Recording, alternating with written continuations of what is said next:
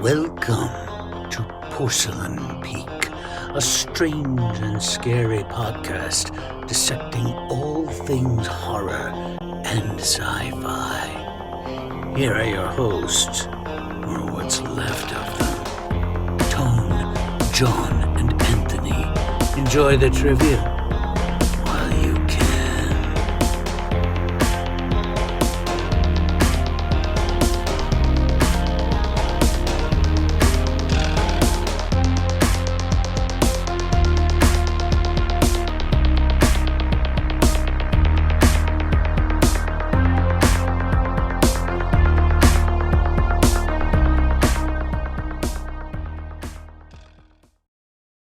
Could I get a bit more testicle?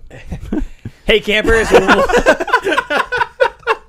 welcome back to season 4 of Porcelain Peak. We are still in Creature Camp. We have, three more episodes? Crazy. Coming to a wrap. We're going to talk about scaring the shit out of John for next week. Yeah, but I'm so this excited. week, we got some Chop Talk, maybe a little update on where we're at with our short film.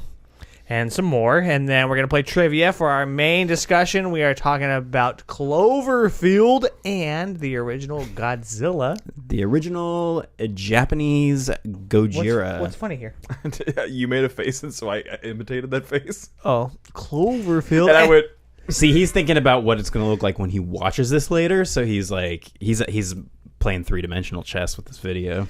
And for our most main chess is discussion, three-dimensional, unless it's on a computer. Six-dimensional chess. Shut the fuck I'm up. tired, okay? It's been a long day. For our main discussion, we're talking about Stranger Things Season 4, Episode 6. Now you guys can say whatever you want, because I'm done. What was the episode called? Is this The Dive?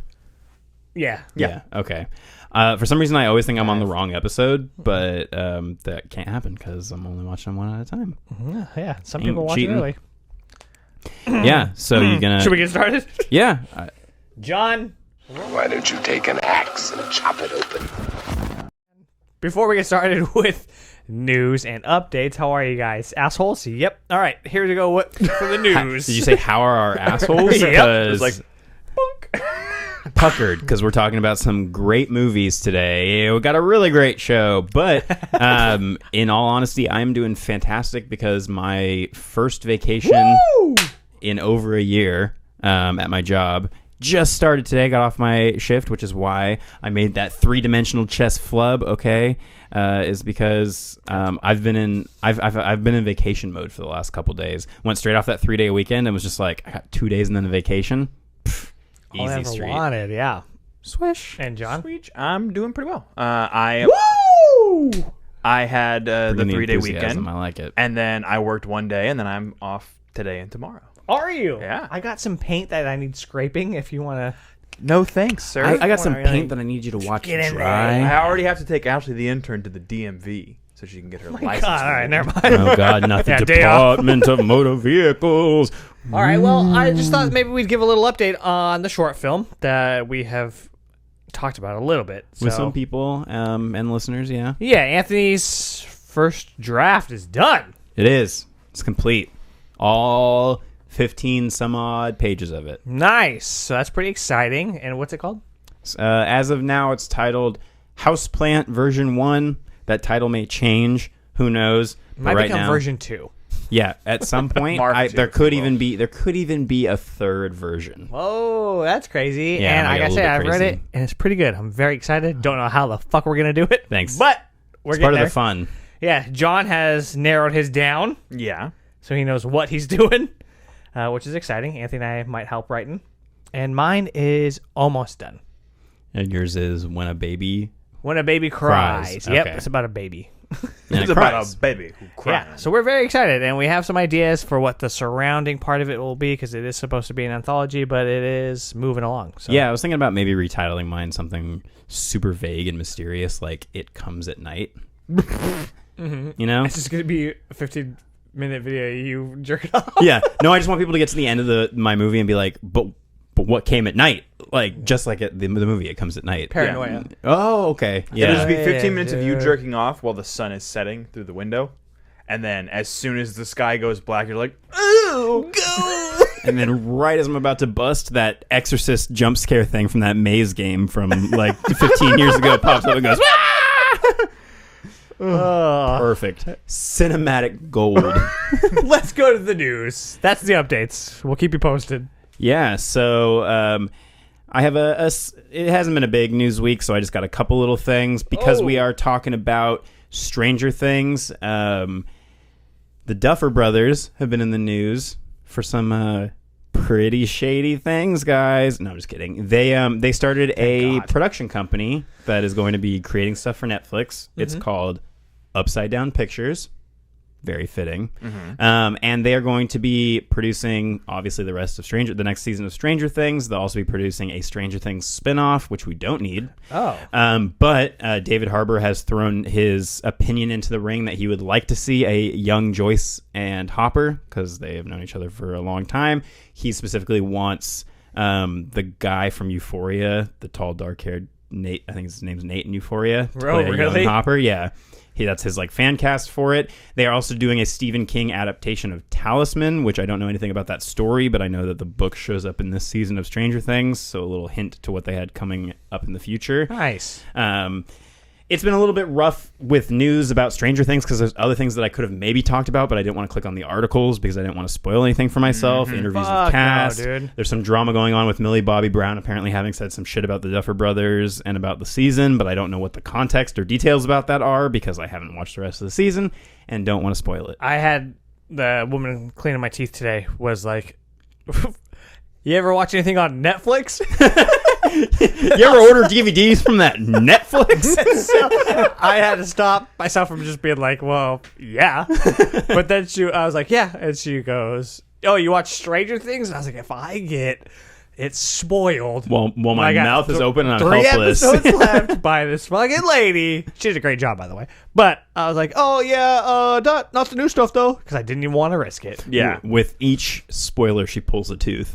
So it's extra painful. Yeah, pretty much. Yeah. Brutality. Something that will be interesting to you. I was actually going to text this to you individually, and then I was like, wait, we got a podcast today. I'll save this for Chop Talk. Michael Rosenbaum and Tom Welling are doing a podcast together. It premieres next week. It's called Talkville, and they're going to be rewatching the entirety of Smallville together and talking about each episode. Basically what every former TV star is doing now. Yeah, there's an Office one, there's a Sunny one. Yeah, after Jenna Fisher and there's a new girl one. Angela Kinsley. They have a book out now, too. After they did it, basically everybody has now just copied that format. Part of it rubs me the wrong way because I've talked in the past about it's the whole okay, you had your thing. You were famous on TV. Stop taking up this podcast space because those are the only podcasts that ever chart anymore besides Joe Rogan is these TV show recap podcasts. But I love all those TV shows. They're also a limited run thing because they will eventually run out of episodes to talk about. Scrubs has one.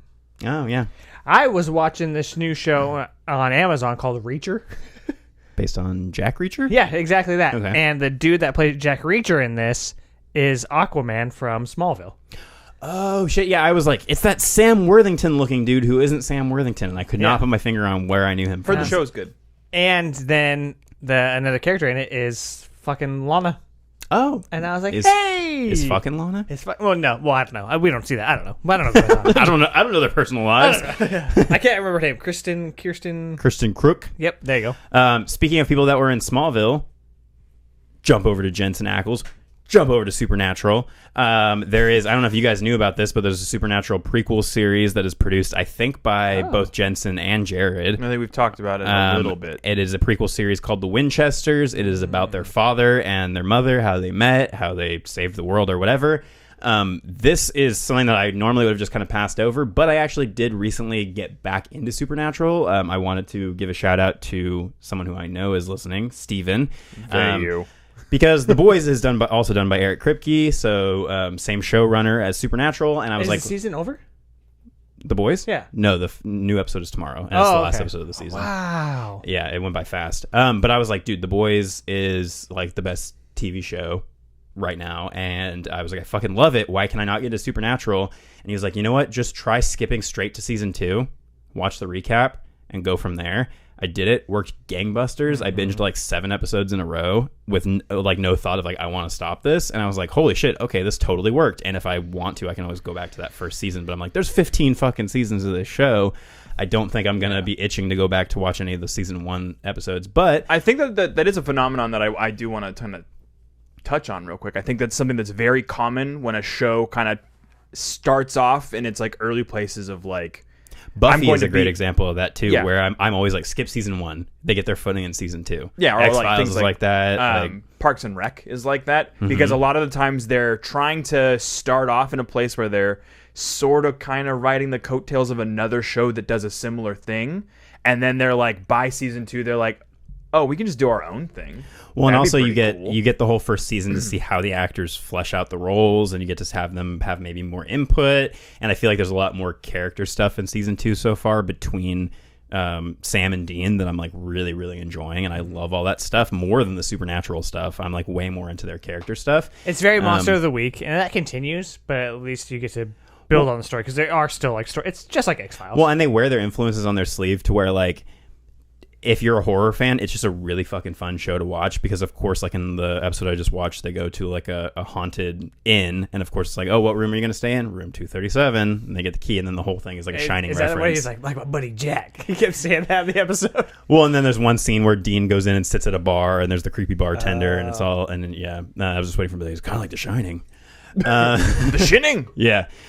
So then the other bit of news that ties into what we're talking about today is that there is officially a 2024. Oh, by the way, the thing I was saying about the prequel is that it premieres in October, so it's coming soon. That's Sweet. what I was trying to say about that prequel series.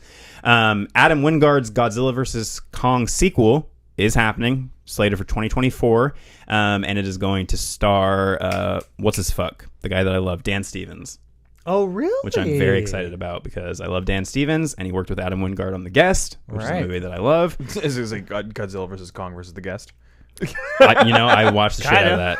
Yeah, and then, like most things are doing now, we went from no word on the MonsterVerse or Godzilla in general for, what, like a year now or 2 years since Godzilla vs. Kong came out? Yeah, basically dropped it on about a HBO year. Max. About a and year or just so. walked away Yeah, from well, it. now there's also going to be an Apple TV Plus MonsterVerse series that's going to be live action. The thing that I thought was the most interesting about it is that it is written by Matt Fraction, who is one of my favorite comic book writers. He wrote the Hawkeye series that the Hawkeye show was largely based off of. So interesting to see him coming into it. And the synopsis says, following the thunderous battle between Godzilla and the Titans that leveled San Francisco, and the shocking new reality that monsters are real, this series explores one family's journey to uncover its buried secrets and a legacy linking them to the secret organization known as Monarch. So It's going to Apple TV though. Why wouldn't HBO just? That's no so clue. weird. Could be a weird rights thing. Not 100% sure, but yeah, Apple TV Plus, MonsterVerse. So we're going to be getting some more Godzilla, which really, I mean, with the budget on TV, you would just have to show Godzilla's foot walking across. That would be enough. Just be like, oh, this is all ground level, this TV show. And that's just Godzilla in the distance, just like, I think the problem that I would immediately run into that is that we always complain about these MonsterVerse movies that they spend too much time with the people and that we just want more of the monsters duking it out. which is very interesting when we're going to be coming to talk about Godzilla, the original. Yeah. It's a completely different story. Completely different story for that movie. Exact opposite. Exactly, yeah. I'm glad we're on the same page with that. But yeah, it'll be an interesting conversation to go through, like the evolution of Godzilla. But yeah, I liked Godzilla versus Kong enough because it was just leaning into the monster stuff. But I think maybe the movies will continue going in that direction while the show kind of explores like the human element of things. I just don't know how much they're going to try to force it being some sort of interconnected universe. Mm-hmm. Like if maybe characters from the show will be, maybe Millie Bobby Brown will show up in the TV show since she's in the last two movies. So I always forget that she's in those movies, but I just rewatched them recently. She's in which one? She's in King of Monsters and Godzilla vs. Kong. King of Monsters? Yeah. Mm-hmm. Oh shit. Yeah. All right. Well, then I think the last thing is, I don't know if we mentioned it, but Nev Campbell's back.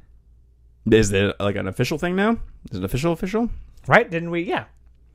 Well, so No, I thought it was there was a official. rumor. So there was the last I heard was that there was a rumor that she was back and that the deal was going to be to give her a larger part in 7. That's what we talked about in text, I think. Was Yeah. that So I don't 7 know if she was we going to have a mentioned that, larger yeah. part. So But- she's supposed to be in 6 and then getting a larger role in 7, which I'm like, why shoot that far ahead? Like, let's work on making 6 good Yeah. if we even need 6, which we don't. But then I just saw like yesterday on Twitter that she said in an interview that she's not back. So could be that What the hell is going on? Yeah, it could be that she's keeping it a secret. Who knows? There's been a lot of news today about Hayden Panettiere because she did a big interview about how excited she is to be back with Scream. I guess she's the one that phoned them and was like, hey, I want to come back. Oh, okay. Cool. She's been having, I guess, like a really rough time with some like addiction issues that she's just coming public with and talking about how like she's getting her career back on track. I know she was in that, was it Nashville show? Yeah. With Connie Britton for a long time. But yeah, she's had a little bit of a career slump, and then now she's getting back on track, and she didn't want to spoil what happens, but she said that she didn't think fans would be disappointed with the amount of screen time that Kirby gets in the Scream movie. So the amount of scream time. So yeah. Not to step on your very exciting announcement about Neve Campbell being back, but we're still kind of in the dark, in the gray area about whether that's true or not. But news to me. Yeah, I mean, either way at this point, I'm just like, fuck it, I don't care. Just, if you're going to make another Scream movie, just make another Scream movie, and I'll pay to go see it, and we'll talk about it on the show. There's nothing I can do to help it. It's just the way my life is.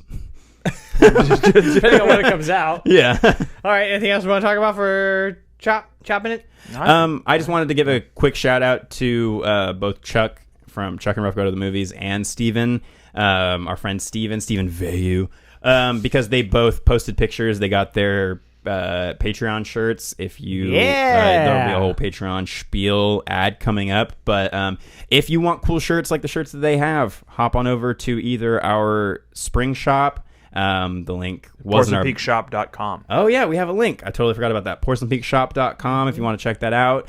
And yeah, I just wanted to say you guys look hella sexy in that Porcelain Peak swag, so true. Grab your own while supplies last. I'm trying to put like a fake. There's only one of each size left. I want to do it like a PS5 restock thing. Like, when's it going to happen? When's the PS5? There's going to be somebody who has a Twitter account that's literally just to say they have large size of this particular specific shirt in stock. Yeah, it's got a minor misprint, so it's limited edition. and then you have to press a button to get into the lobby to then be in line to potentially buy the shirt. I just want people to be trying to order our shit and for the site to crash. Yeah.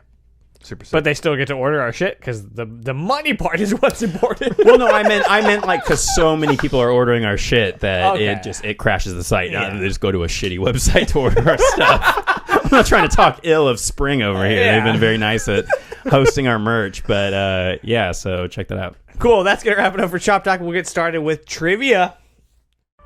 That Christmas house of wax, the fog, piranha. It's one of those, right?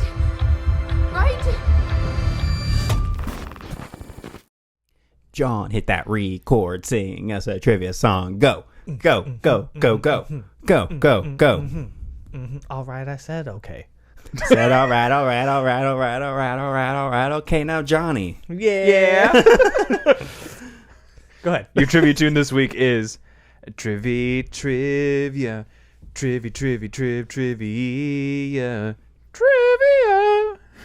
that Coconut Records? West Coast? It is Coconut West Coast Records? by Coconut Records. What's the impetus? Because it It was was in in- Cloverfield. Yeah. Oh, yeah, it totally the was. background. And they have a Spoon song. That movie actually has a pretty good Yeah, it's soundtrack during slapping that. I was like, soundtrack. ooh, shit. Is that the Schwartz? Is that the Schwartz? I want to go to this party. I know. Love that one. All right, cool. We're gonna play Pass the Popcorn still. How it's gonna work is one of us is gonna read a year and a genre. If the person rips, they get 5 points. We're going to have a French listener one of these days who's like, hey, I take massive offense to every time John does the thing. And any clue after that gets 1 less point. I'm coming off a win. Sheesh. Man. I'll read it, John. John's gonna read Anthony. And Anthony, I guess he's a wild card. We'll see what he does. John, you got a 1987 comedy. 87 comedy. Go and give me the quote, please. Here's your quote. Give me the quote. We'd have a better chance of playing pickup sticks with our butt cheeks than getting a plane out of here tonight. Don't you just feel that way sometimes? Don't it be like that? Also, I'm keeping score and not cheating for anyone that's like, look at this fucking guy. That's me every game. Look at this fucking guy. Cheating Go over and there. give me the cast. Cast John, Steve Martin, and John Candy. Is it planes, trains, and automobiles? That is correct. I wanted to 3 points. I wanted to rip it off of the quote, but I wanted to be sure. 666. You gotta Pick confirm. up sticks. You gotta be sure. Anthony, you have a 1998. Did you say John Steve Martin? Okay. Oh, John, Steve Martin. And you have a 1998 fantasy film. 98. Okay. Give me that first clue, please. Where's my dinner? Where's the beef? And now, is that a quote or is that the cast? Where's my dinner? You have to give me the cast. That's too vague. Reese's Witherspoons and Tobey Maguire. Reese Witherspoon and Tobey Maguire. Is it called Pleasantville? It is indeed Pleasantville. Good call. I was like, damn, I couldn't. It's the black and white one. Could not oh no, that's The Giver. I'm a giver. I'm a giver. Tony, you have a 1982 fantasy film. 82? Mm-hmm. All right. Hit me with a quote. Fantasy. Your quote is, to crush your enemies, to see them driven before you, and to hear the lamentations of their women. What? I love the reading. I love the reading. Read it again. Just be monotone. I can't understand what you're saying. No. To crush your enemies, to see them driven before you, Them driven before you? mm-hmm, and to hear the lamentations of their women. Yeah, I don't think that. I have no fucking idea. See, I don't think the changing of how he read it is going to change your understanding. Well, I needed of to the understand all the words, but no, you're right, It's kind John. of fucked up. You made me take that again. I liked that. My first take. What's the cast? The cast is Arnold Schwarzenegger and James Earl Jones. Oh shit, James Earl Jones. Darth Father himself. Fantasy? Mm-hmm. Think about 1982. Think about it. Yeah, think about it. Don't help him out. He's on a win. I don't want him to streak. I want everybody their best. James Earl Jones? Yeah. He's one of those 3 named motherfuckers. Oh, he killed someone? Probably. Force choked him to death. He killed those kids in the Sandlot. I don't know. You'll have to give me the characters, I guess. I think the characters will get you there. The characters are King Osric and Thulsa Doom. What? Maybe they won't get you there. What's the year? 1982. This is a tough one. I don't know if I would have gotten it. I might have gotten it at one of these clues, but it's tough. That's why I chuckled when I got these cards, because I knew this one would be a little bit of a toughie for you. All right, give me the story. The story is a young Sumerian boy vows revenge against the 3 warlords who destroyed his village and killed his papa and mama.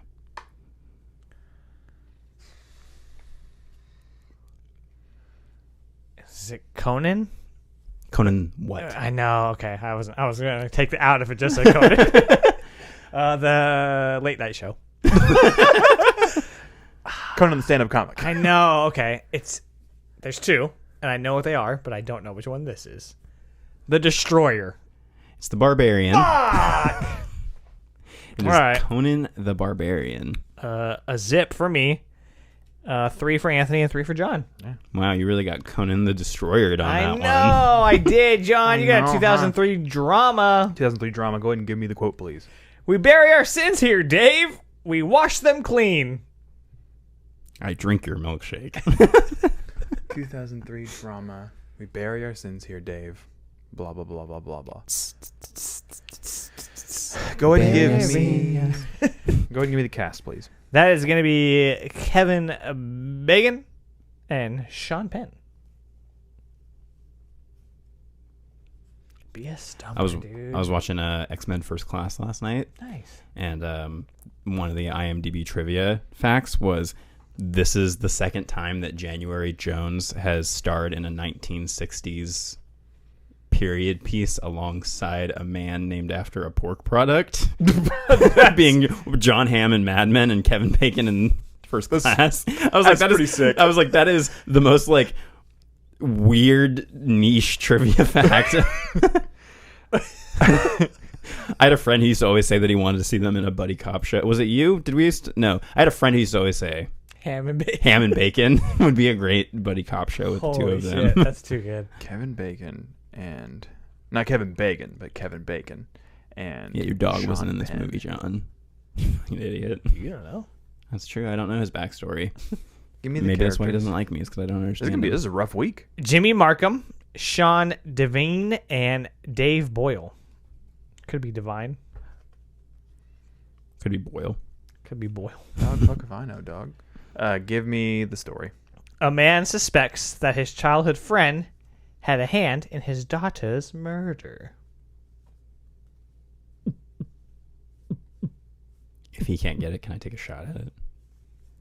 Not for points, but yeah. Yeah, no, I know. I know how it works. I just want to show off.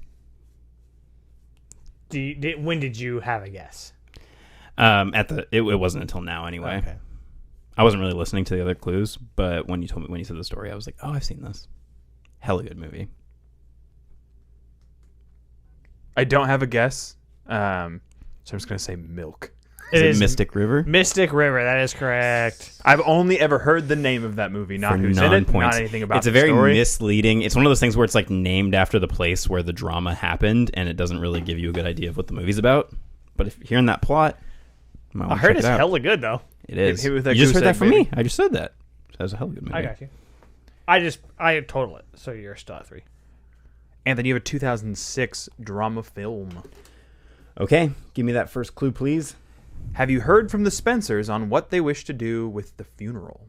Oh my god, what is it?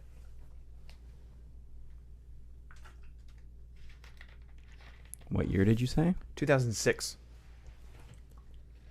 I feel so good about getting fucked on that last one. Because you got a hard one now, and now he's got a hard one. Hey, we all got hard ones. Yeah, thank you. And our pants. He's talking about penis. He made a dirty Panasia. joke.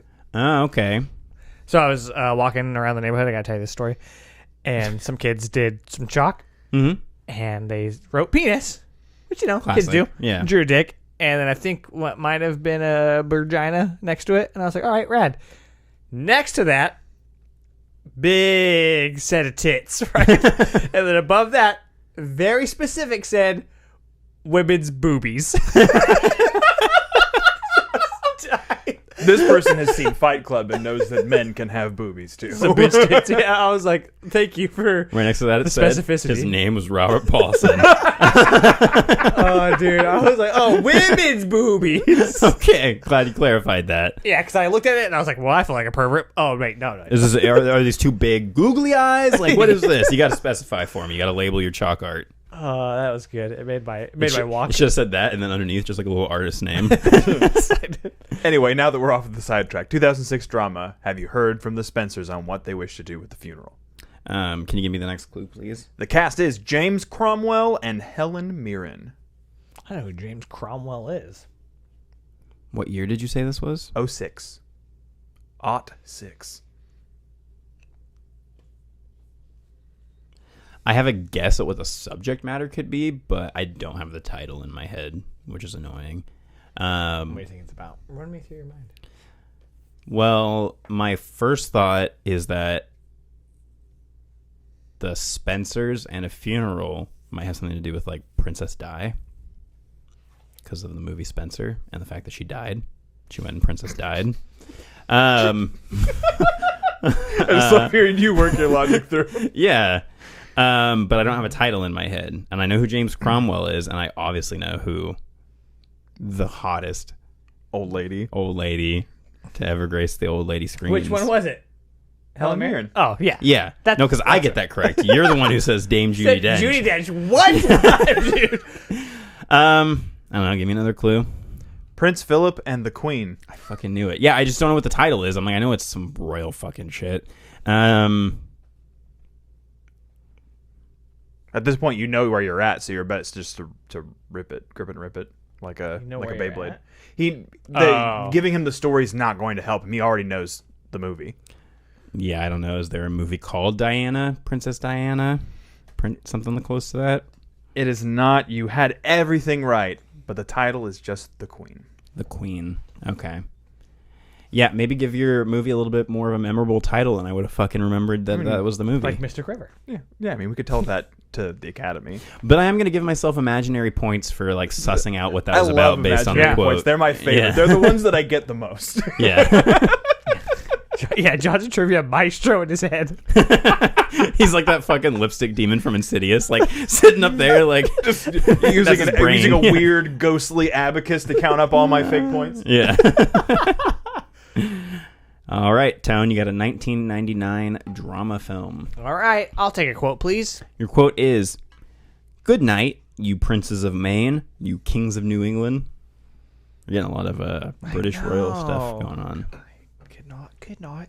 Hey, good night. I don't think this is helping you in any way. Good night, you princes of Maine, you king of New England. Go ahead and give me the cast. The cast is Michael Caine Oh.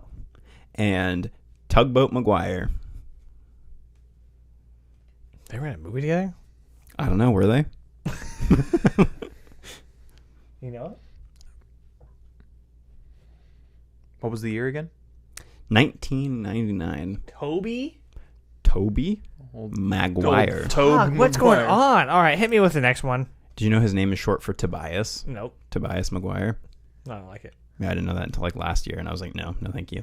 Your next clue is the characters Dr. Wilbur Larch and Orphan Homer Wells. Tough game this week. Today, man? We look like fools, John. We're finally getting challenged, and we don't like it. So true. Fuck. All right. I guess give me the story. I'm gonna Story. say at least some of your upcoming cards will be better streets for you. Give me Hell a yeah. point. Come on. I'm not even on the board. Your story is a man raised in an orphanage deals with the issues of abortion and incest. Very timely.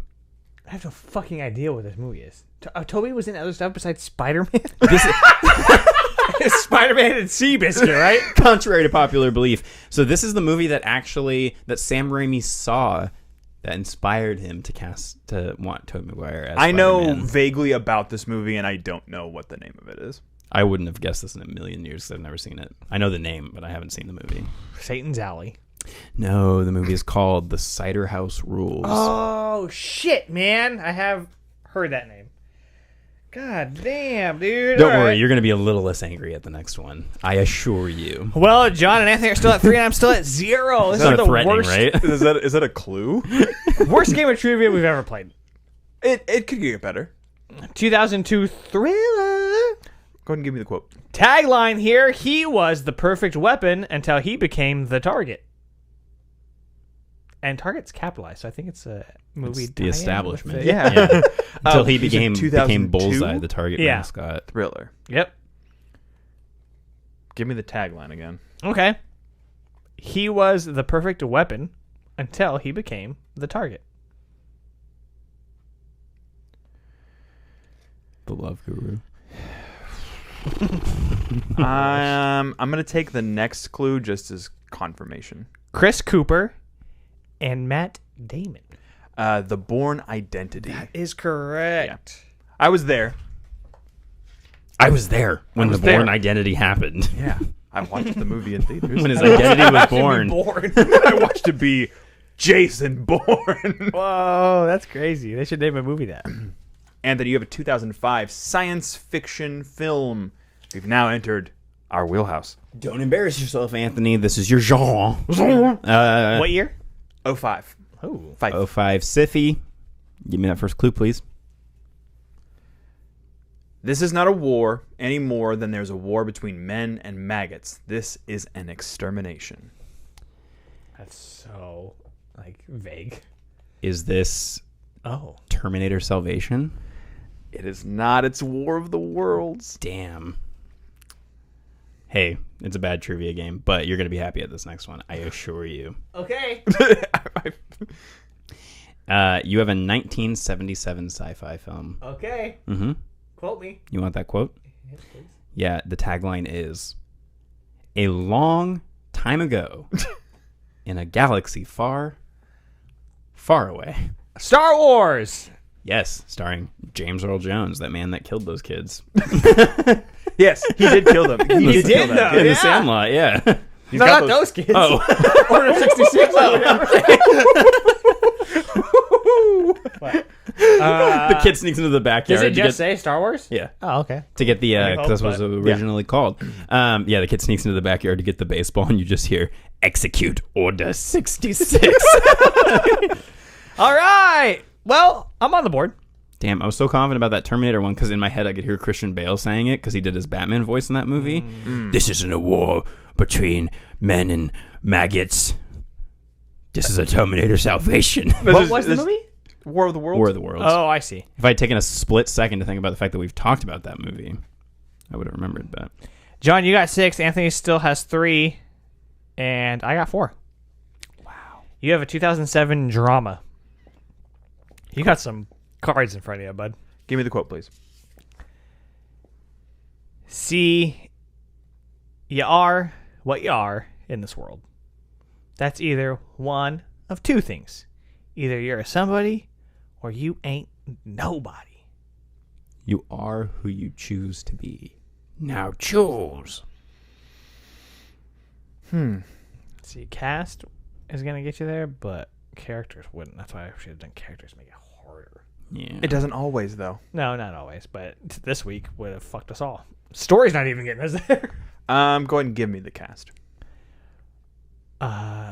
This guy is Russell Crowe, and he's alongside Denzel Washington. Ooh, old Denzel. Making movies, making songs, and fighting around the world.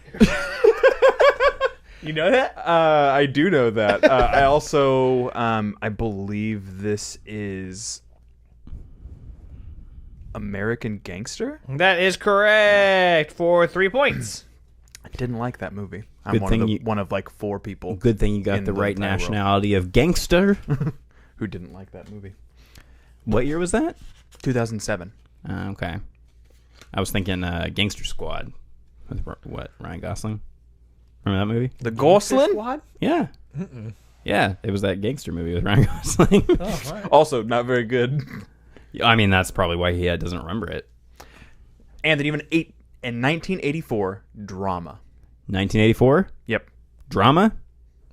Is that what you said? Mm-hmm. Okay, just clarifying. Can I get the first clue, please? Wax on, right hand. Wax off, left hand. Wax on, wax off. And you Sweep goes in. the leg, Johnny. This is Karate Kid. It is indeed the Karate Kid. Also, you goes in the bathroom and wax off. Yeah. Oh, yeah. What happens when you wax on, though? I've always wondered that. You got 4 points. Okay, thanks. Yeah, that's all I got. Needs more testicles. All right. Tone.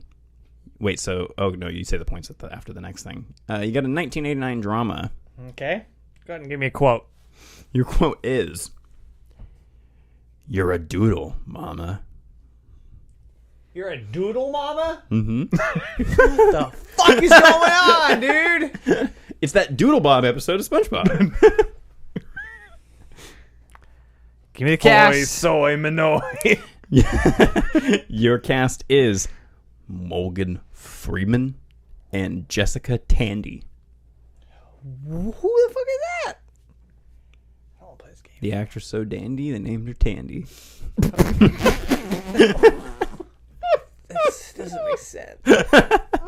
Nothing makes sense. At the rate that we're going at this game, we could just show each other what the answers to the cards are, and we'd still be like, I have no fucking All clue. right, give me the characters. The characters are Hoke Colburn and Daisy Worthen. Worth nothing. Go ahead and give me the story. Oh, come on. What? Wait, Hey. wait. What? No, don't. No, let him Hold on, what are struggle. the characters? Tell me the characters again. Hoke Colburn and Daisy Worthen. You know that? 100%. I knew it before you got the characters, though. That's all well and good, but let the man Think his shit. wallow. To give him the story, he's not getting that. Hulk Hogan, yeah. Oh! Is it Driving Miss Daisy? Yes, it's Driving Miss Daisy. For what, 2 points? Okay, but if I had told you the story, you probably would have gotten it. It's an elderly woman builds a friendship with her chauffeur in 1940s Alabama. You think you would have gotten it there? Yeah. Okay. But I got an extra point. No, I know. I just wanted to check to see if you would have gotten it at that. All right. Whew. Thanks, John. John, you got 9. Anthony, you have 7, and I have 6. Ooh, the turntables are on the other foot. 2009 fantasy, John. 09 fantasy. Go ahead and give me the quote, please. Okay. The comedian died last night, and nobody cares. Nobody cares but me. Is there more to this quote, or are you stopping there? No, that's it. Okay. It's Watchmen. Damn it. Yeah. Come on, baby. That's one of my favorite comic book Oh, movies. why don't you marry it? Alan Moore. Yep. Would you get 4 points? Yeah. Anthony, you have a 2007 drama film. Okay, give me that first clue, please. I'm not the guy you kill. I'm the guy you buy. What? Let me see. I'm not No, the guy you're gonna have to you wait. kill. Man. I'm the guy you buy. I have no clue. What's the next clue? It is the cast, which is George Clooney and Tilda Swinton, the immortal. George Clooney and Tilda Swinton were in a movie together? George Clooney and Tilda Swinton. What year? Were in a 2007. movie together. I'm not the man you kill. I'm the man you buy. Is that what the I'm quote not the was? guy you kill. I'm the guy you buy. That sounds like a Clooney line, huh? Yeah. I'm not your buddy, guy. Sounds like some shit. Obviously, I'm saying that it's not Ocean's 11, but it sounds like some shit that he'd say in Ocean's 11. Well, now you just narrowed it down, John. You're just helping everybody out, huh? I'm just trying to get us through, man.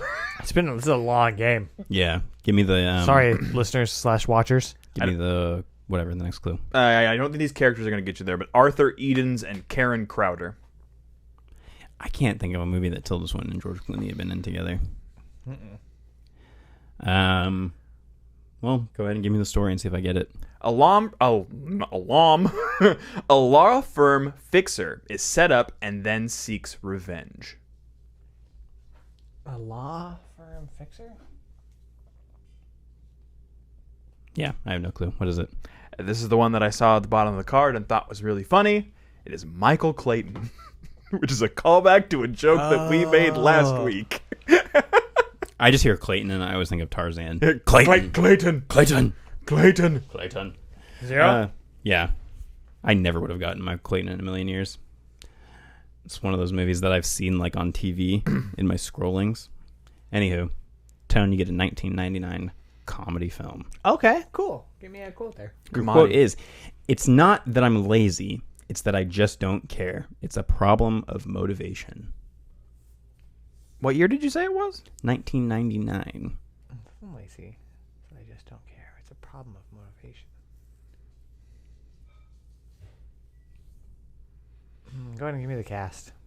The cast is Stephen Root and Ron Livingston. Our favorite actors.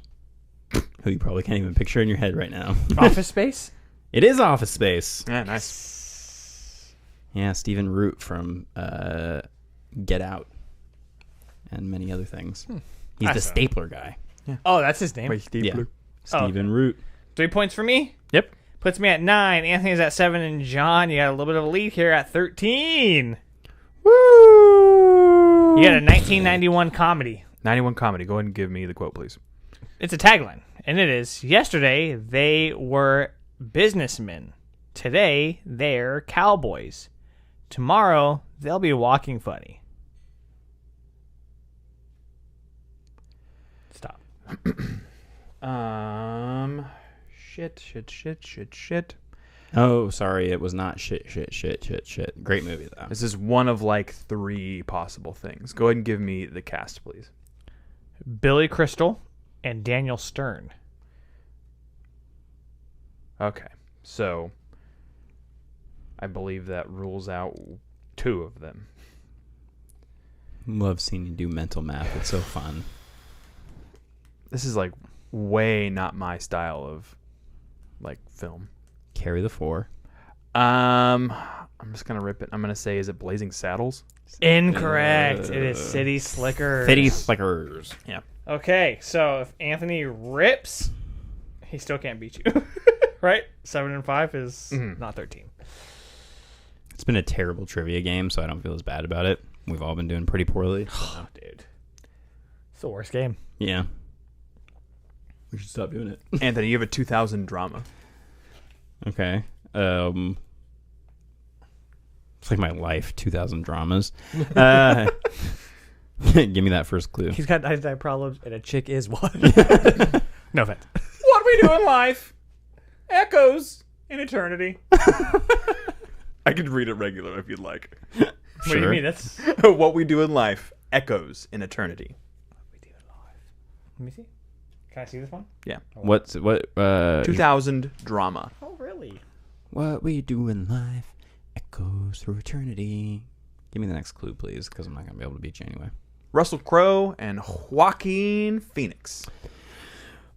Are you not entertained? Because this is Gladiator. Yeah, and the what we do in life echoes in eternity is literally part of the same speech. Oh. Yeah, I watched that movie, last year? I've seen it twice now. Pretty fucking good movie. Pressure's on, bitch. So if you rip it, then you win. Yes. If you get it on the first clue, you tie, and then we have to go to a tiebreaker. I'm so excited that I get to be the one not involved with this and get to see you maybe squirm. Who knows? Hey, no, get the fuck out of there. Lean all the way back, motherfucker. You have a 2005 drama film, Tom. I ain't ripping that, buddy. Yeah, so it's at least a One thing tie. I'm ripping in here is ass. Go ahead and give me that quote. Please don't. Treat this like your car. That's the quote? Oh, no, the quote is... They, I was like, I was saying treat this like your 'Cause I car, don't fart in don't my fart car. in it. Yeah. Yeah. I hear you. All right. Your quote is, they got a stay of execution yesterday. It's harrowing. All I want to do is write the ending.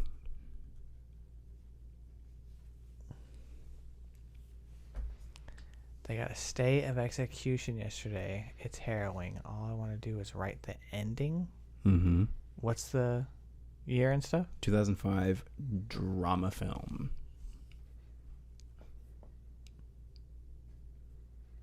What's stay of execution? It means that When they postpone the yeah. execution. I just want to write the ending. Fuck you, John. Fuck you for knowing movies. I don't know. Go ahead and give me the cast. Cast is Catherine Keener and Philip Seymour Hoffman. I'm gonna find her. I'm gonna hurt her. So good.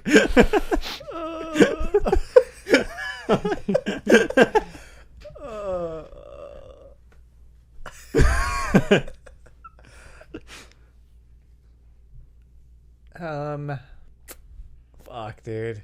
Come on. You know it? Yeah. Oh. John's got a weird well of movie knowledge that I never knew he had until he started playing general trivia. General trivia. Sorry, I had a mouthful. With Philip Seymour Hoffman. Yeah, he's gonna find her. I don't know. Is it Capote? It is Capote. Holy shit! I did not think that you would get that. What'd I get? 3? Yep. Wow. Suck a dick. I mean, good job. Suck a dick, dumb shit. Damn it, dude. Fucking Capote. That was a sweaty, long game. I am very ready to talk about movies instead that we've actually seen, that I've seen, that I have some knowledge of. Wow, that's gonna wrap it up for trivia, John. Good job on your win. Thank you. I got nothing else. Let's go. Run the ads and shit, and let's get on with this thing. Robot ladies. Activate. Fembots, activate. Women's Boots are made boobies. for walking. Activate women's boobies. And instead of going to the main discussion, he ended the show, and no one heard from them ever again. That's always my Google. That's always my Google search is activate women's boobies. Send tweet. Head on over to patreon.com/porcelainpeak for hours and hours of additional content, merch, and more. For $5 a month you get access to our weekly trivia bonus episodes, where we write each other new quizzes for every episode. For $10 you get access to our monthly /Terpiece theater commentary tracks, where we crack wise over the top of movies for your enjoyment, alongside a monthly print designed by Anthony Silva. For $20 you can join our producer tier, where you will get early access to our episodes, a t-shirt every 6 months, and the ability to help us come up with ideas for future episodes. All versions of the episode are provided ad-free on Patreon. Again, that's patreon.com/porcelainpeak to help support the show. Head on over to porcelainpeakshop.com and purchase some merch to help support the show, or purchase our Horror is for Everyone shirt to support new causes every month. This month we are donating all proceeds from this shirt to GLSEN, because we believe that all students deserve to learn in an environment free from bigoted pieces of shit. Share a picture with your merch on Instagram, Twitter, or Facebook and we will give you a shout out on a future episode. Again, that's porcelainpeakshop.com to help support the show and look fly as hell in the process. Thanks to everyone for watching. Now back to Tone, John, and Anthony. Hey, you want to see something really scary? Godzilla. That's what I should have done. Oh, there goes Tokyo, go go Godzilla. Who sings that song? Who's the band behind that song? I don't remember. Who sings Godzilla? Go go Godzilla. Okay, probably not what you were looking for.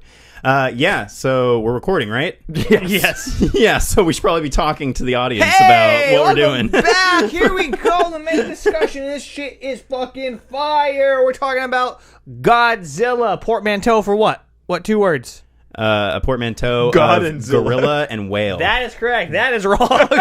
Gojira Yes, is a portmanteau. Goat or gorilla. Goat whale. Go whale. Goat Now we're all whale. fucking up. It's the fire that you wanted. You're getting it. Tell us more. Go. It's that atomic breath. Yeah, so Gojira, as it was originally called, but most people probably know it as Godzilla, is a 1954 Japanese kaiju film directed by Ishiro Honda.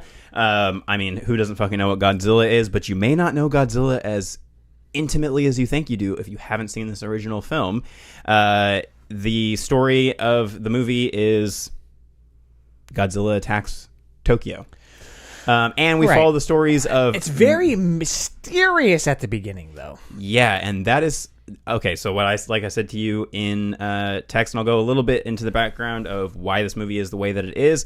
But this is a haunting film, which I think a lot of people who are not used to Godzilla, and really I think it depends on when you were born and when you were introduced to Godzilla and what films. There's a lot of people who were probably introduced the first time. Broderick. Yeah, which is a far, and They could call that Gatorzilla. and especially after seeing this movie, I'm like incredibly far cry away from what Godzilla was originally intended to be. But a lot of people tuned in around the, a lot of the versus movies, Godzilla versus King Kong, like we watched it at a commentary Versus on. If that was the first Mothra or Godzilla whatever. movie you saw, then you probably may think of Godzilla as like jumping up and down and doing karate kicks and stuff. But this movie treats him like a force of nature, which is something that the Legendary Pictures, the new MonsterVerse, has kind of tried to readopt, is that idea that Godzilla is like a prehistoric force of nature.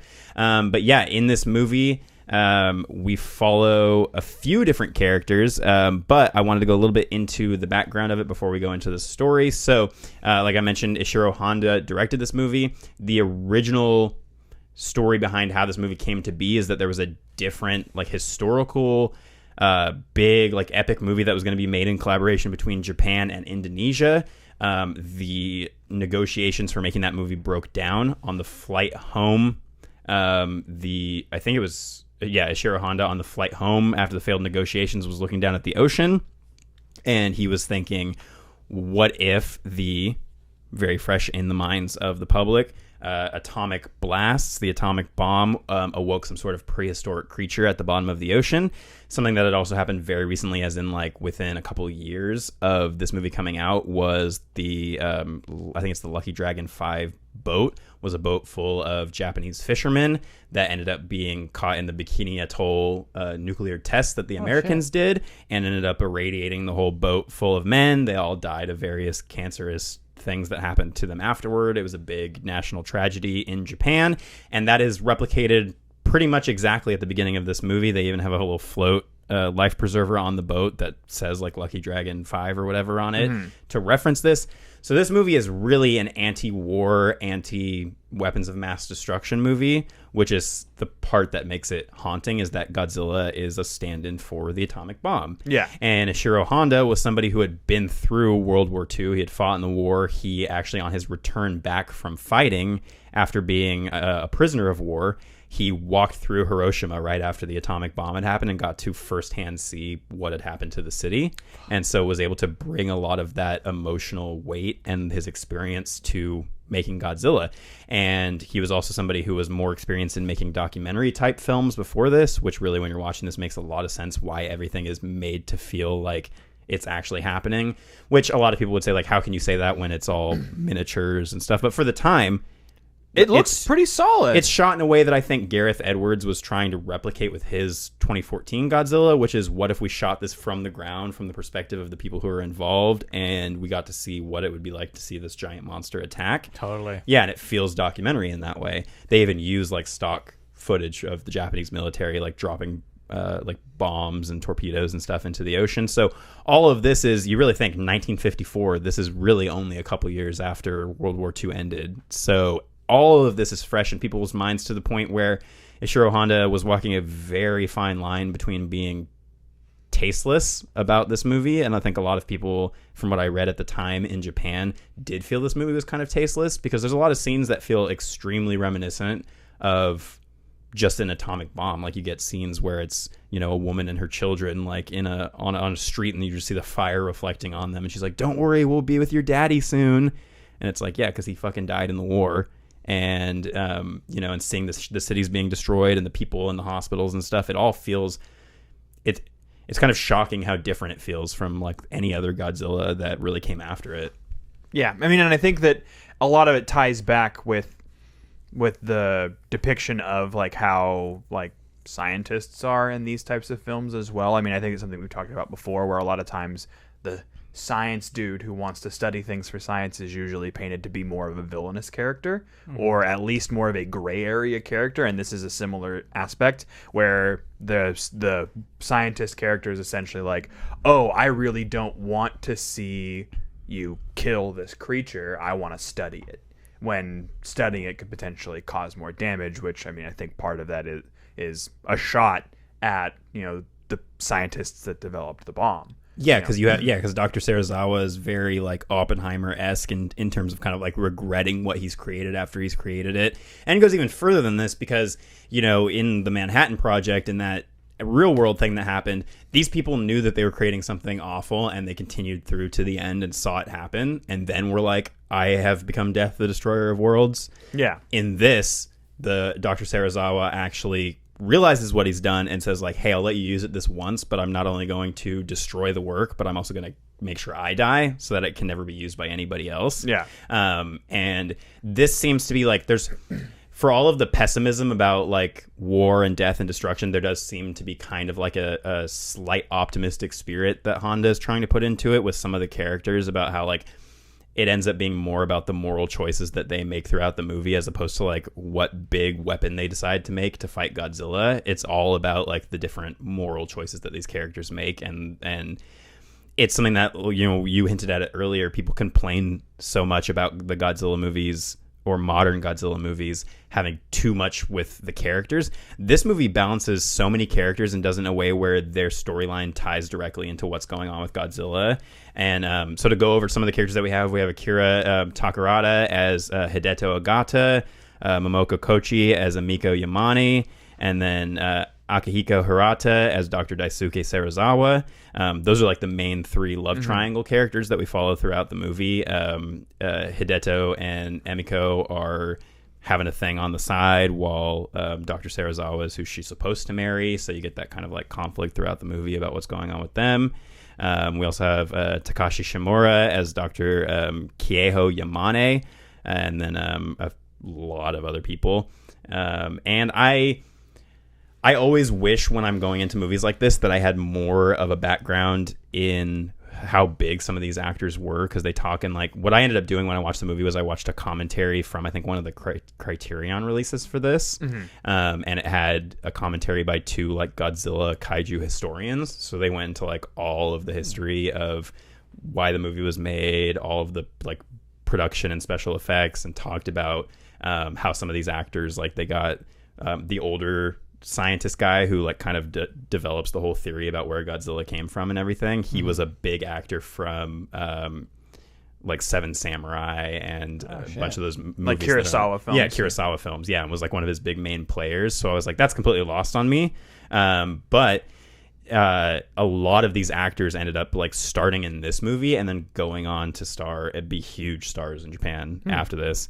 And it's kind of crazy too to think that this was something pretty new for Japan, because the United States had already had a couple of their like big creature feature movies. The main inspiration for this is a movie that we're going to be covering in a couple of weeks, which is The Beast from 20,000 Fathoms.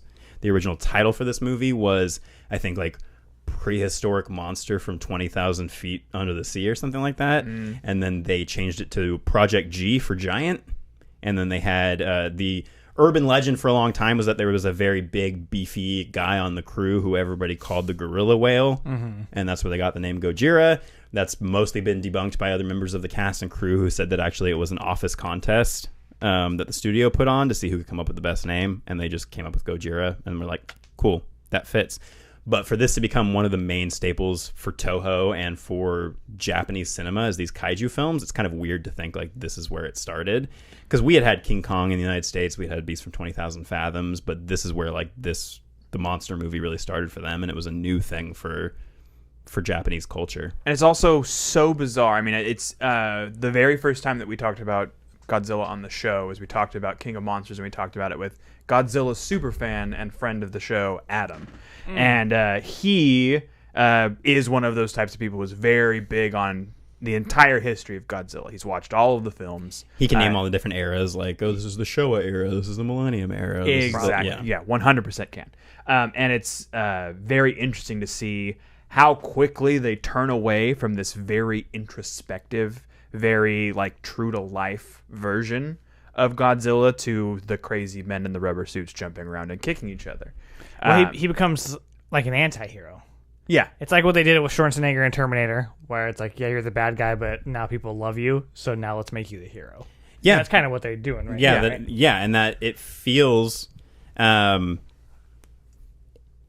that's what makes it feel so like...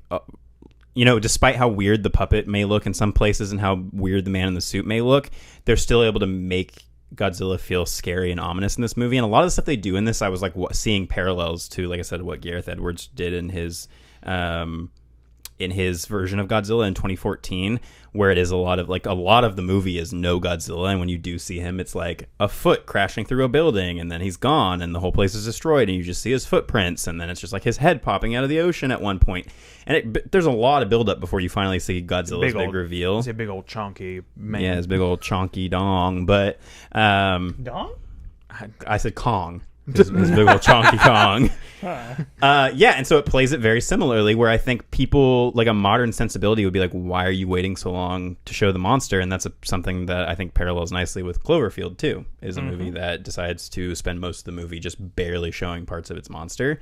And there are other parallels to Cloverfield that I'll get into between this and Godzilla, but yeah, basically we're following a bunch of different characters around, and some things that make this feel different than like a typical American monster movie is that you don't really have a main character. Like, there isn't really a protagonist of the movie. It's just the people who are affected by what's going on, which feels again very kind of like documentary, and that's something that Honda really wanted to explore, and that's something that apparently he's done in a lot of his other movies. Most of his other movies is how tragedy affects normal people in their day-to-day lives, and that's what I think makes this feel like it's almost, like a war film, is that you are mostly just following these different characters and how Godzilla is affecting their other plans that they have going on. And something that also Honda shows in the movie is how kind of useless the government is. And he really puts his trust in scientists and scholars and things like that, and not in bureaucrats and the government and things like that. Because they're the ones who will turn around and take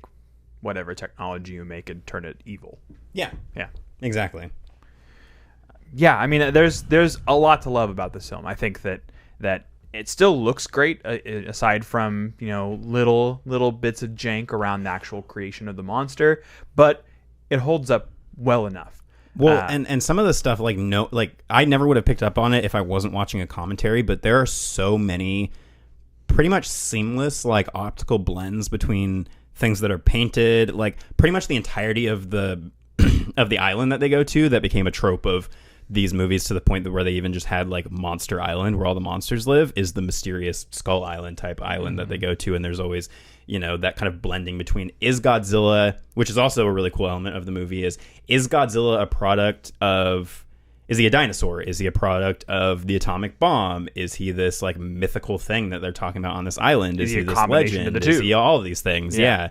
And it leaves Godzilla for the entire movie really shrouded in mystery. But that island was some rice fields, and the majority of the village stuff is all miniatures. The footprints of Godzilla on the beach are all painted on glass and laid in, and they did this before computers were even a thought. Yeah, and they talk about how all the miniature tanks and stuff all had to be either pulled with fishing line or pushed through the scene, because they didn't have remote controls. They couldn't remote control any of the miniatures or anything.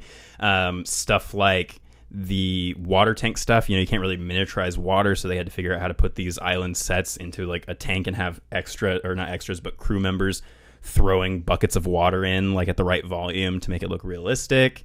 And pretty much every person that worked on this film was a part-time worker with no film experience. So the fact that they were able to, because this kind of movie didn't really exist, and these kind of special effects crews didn't exist in Japan at the time. So they're bringing in all these part-time people with no experience, and the fact that they're able to pull this off as well as they could, to where, yeah, you can still see some of the wires on the planes when they're flying around, and you can see the missiles hitting the backdrops, but I still thought this looked better than Godzilla vs. Kong. There was stuff that was way goofier in that movie, with some of the blue screen or whatever cutouts of people running around. I was partially probably because this is in black and white and it's a much older film. It just looked better. But going into how they were able to, not even just the special effects, but how Akira, I think it's Ifukune.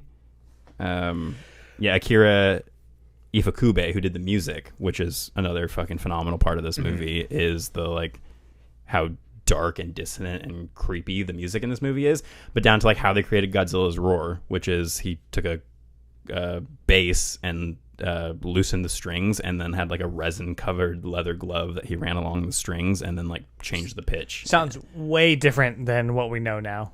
Yeah, because they wanted to make it deeper and scarier in the other ones, or the atomic breath just literally being, they had a hand puppet that had a nozzle in its mouth and they could spray water, and then when they needed him to melt the electric fence stuff, they were how can we make melting metal? It's going to be too expensive, and we're going to have to heat it like crazy. And they're we'll just build them out of wax, and then we'll just put studio lights on them and they'll melt. So just all that stuff where it makes me so excited to watch it, knowing how much movie magic goes into making Godzilla feel real enough for this movie and for the world that it exists in. Love movie magic. Yeah, even in newer stuff, when Nolan uses little miniatures and shit, I love that stuff. Or camera tricks where it's not just we'll do it digitally. Yeah, I love that. Even if you can see how they did it. Yeah, I mean, I think that it gets you by enough, and it makes it so that way you don't have to leave it to your imagination to understand the scale and the amount of detail required for you to believe the story that's happening. It feels real enough to get you by, and I think that lends a lot of credence to a story that packs a lot of emotional weight, because it has all these different characters that it follows, but follows them just enough where their stories all kind of intersect in a way that you almost couldn't write, which is very interesting. I think that it's a very well put together film. I think that it's a classic for a reason, and I think that because it's from a different place, at least as far as origins, as far as what they dealt with, through the war and everything, I think that there's a lot of additional value that's added there, and there's nothing really that at the time would have been considered a trope, similar to how we've talked about several films from a similar era made in America, how a lot of those all are just regurgitating the same ideas in different ways. Well, and even up to the climax of this film being a pretty much an inversion of what you would see in an American version of this kind of story, and you do see in the Matthew Broderick Godzilla movie, is they draw Godzilla out to the Brooklyn Bridge and they blow him up with missiles. It's usually drawing the monster into like the human world and then attacking it with weapons. In this, it's a very quiet, contemplative, like tension-filled sneaking into Godzilla's lair under the water, and Godzilla looks peaceful and innocent and vulnerable, and you have these characters who for the whole movie have kind of been like doing this tiptoe around, and having this whole philosophical moral debate about Godzilla, and now they're down here having to sneak in with this scientific weapon thing. And then something that I think would surprise a lot of people is that they skeletonize Godzilla, like they super kill Godzilla in this. And then, Honda didn't have any intention of making sequels to this movie. He does have that line with the doctor at the end where he's like, hey, if the world doesn't fucking change, we might wake up another Godzilla. Yeah. And I kind of like the idea that this Godzilla is just like his own Godzilla, separate from all the other Godzillas we see. Because storytelling wise, he 1000% is. Yeah, I'm like, this feels like a different Godzilla than the rest of the Godzillas that we see. So I'm like, I'm fine with thinking this one died and that all the rest of the Godzillas are a different, like a baby Godzilla, a new Godzilla or something. Godzilla Jr. Something that I did want to touch on briefly, and something that I didn't see this movie until a couple years back, and by that time, the version that's mostly available is the original Japanese version, which is referred to as like the director's cut now. But up until I think it was 2006, you couldn't see this version anywhere because this movie was re-edited for the United States, and had, I forget the actor's name, who was put in. Like, they basically took all of the like island scenes and the scenes with scientists and used like Asian body doubles and only showed the backs of their heads and like dubbed in dialogue, and basically changed this movie up entirely, removed all the references to the atomic bombings from the movie, and changed it up to be like an American reporter like running through the Godzilla stuff. And didn't they change his name too? Yeah, but similar to what they did with a lot of the other Godzilla films, where the American version was always very different because it was like dubbed dialogue, and they always would just like insert like a random character in who's not actually in the original thought process for the film. Yeah, like I said, I feel like this movie, the way that it is presented with the original Japanese dialogue and everything, it is a very, very good film. I looked up a lot of lists to see how this ranked compared to all of the other Godzilla movies. It's always number one. Yeah, which makes sense. And typically number two is Shin Godzilla, which 2016, which I've also seen, which is a very good Godzilla movie. I heard it's very different though. Yeah, and I heard there's one where they bring in Broderick's Godzilla. Yeah, I think it's... And then they kill that. I think it's Final Wars, maybe. And yeah, they have a fight by the Sydney Opera House, and the Broderick one, which they just call Zilla. They said because it took the god out of Godzilla. He basically just gets like atomic breathed and just completely wiped out by the original Godzilla. Yeah, so it sounds like they get a lot more goofy and way less... Shin is pretty scary though. Like it tries to go back to the idea of like the scary force of nature monster Godzilla.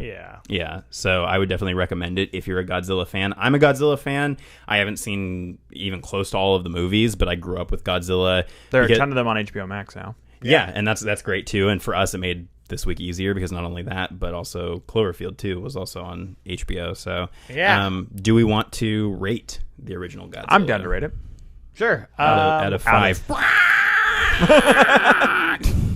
I'll say 4.5. I don't think I want to give movies 5 unless I've seen them more than once and still feel the same about them. So that's my new standing. So 4.5. I like that rule for you. Yeah. I think I'm also at a 4.5. I think that while you can still see the literal strings that hold this movie together in some places, I feel like the story that it presents is well worth some of the peccadillos. I'm willing to completely cover those up to enjoy what is presented as, like you said, an anti-war film. I think that it works really well as that, and it provides a very harrowing story that keeps you invested even if you don't speak the language. Yeah, totally. So I had this at a 4 until I rewatched it because I have seen it a second time. It's bumping up to a 5 for me. I think it is a fucking phenomenal movie, and then especially listening to the commentary, which is readily available on YouTube. If anybody is interested, you can listen to the whole commentary. It's one of those awkward ones where they hadn't quite figured out how to do commentaries, so it also has the movie's audio along with them talking. So I basically just muted. We've run into that problem before. Yeah, so I basically just muted my TV and just listened to it on my phone. And super informative and made me really appreciate like every inch of this movie and what went into making it and what the meaning behind everything was. So if you're into nerdy shit talking about Godzilla, then definitely check it out. All right. Let's talk about 2008's Cloverfield. Directed by Matt Reeves. Who you might know from the most recent Planet of the Apes movies, the last two, and The Batman. The Bateman. Written by, what's his fuck? Drew Goddard, who you might know from Cabin in the Woods. There you go. All right. This one stars Mike Vogel as Jason, who you might know from Grind, right? Yeah. I was like, this is a good-looking guy, and I like this actor. Have no fucking clue what else I've seen him in besides Grind. this movie. Yeah, I think I've never seen Grind. So yeah, it wasn't I think Grind. you can watch Grind for free on YouTube right now. He plays Jason Hawkins, who is related to Rob Hawkins, played by Michael Stahl David, who's our main character. Mm-hmm. And then Jessica Lucas as Lily Kaplan as Marlena, who you might recognize from Mean Girls. And from Castle Rock Season 2. That is right. She's Annie, right? Yep. And there's then some sex show. And from Party Down. Or old TJ Miller as HUD, very young. Yeah, everybody You in might this recognize is from very being young. fucking crazy. Deadpool's probably where most people will recognize it. And Odette Annabelle as Beth McIntyre. And fucking Theo Rossi shows up from the Anarchy. I don't know if you guys ever watched that. No, Yeah, but he's Beth the guy is- Kelvin Yu. blonde. Beth was in that movie. What's the one where she's got the brother, the twin ghost brother? The poster was just like her butt. Twin Ghost Brother? The Yeah. Uninvited. I think it's the Uninvited. I don't know. And then Ben Feldman from Silicon Valley. He's like their lawyer. Oh yeah, okay, Yeah. totally. And that show Superstore. Anyway, yeah, he's only in it for like a second though, right? Yeah. yeah, he's Yeah. her like date. Yeah. And I was like, I know that fucking guy. I always think of dude. him as I think he was in As Above, So Below. Yes. Yeah. Yeah, that guy. Anyway, so this movie, at least for me, I remember this huge viral marketing campaign when this came out. Something along the lines of Blair Witch, right? Where it was Yeah. like these very mysterious. Nobody knew what it was. What Nobody is the knew what was Cloverfield happening. Project? Exactly. And there was all kinds of stuff online. You can go through postcards. You can try to figure out. People had stills of what they thought the monster looked like. They were completely wrong. And there was a lot of mystery and, for me, a ton of fucking buildup for this movie. And so Yeah. I was so excited when it came out. I think I was a little bit young to be doing like extensive internet stuff at this time, but I do remember the hype around it. I would have been like completely like in the forums or whatever, like trying to decode all the shit. But it's such a cool. I mean, it became kind of like the running thing with the Cloverfield franchise after this was to have some sort of like mystery drop of the trailer or mystery drop of the movie or something like that.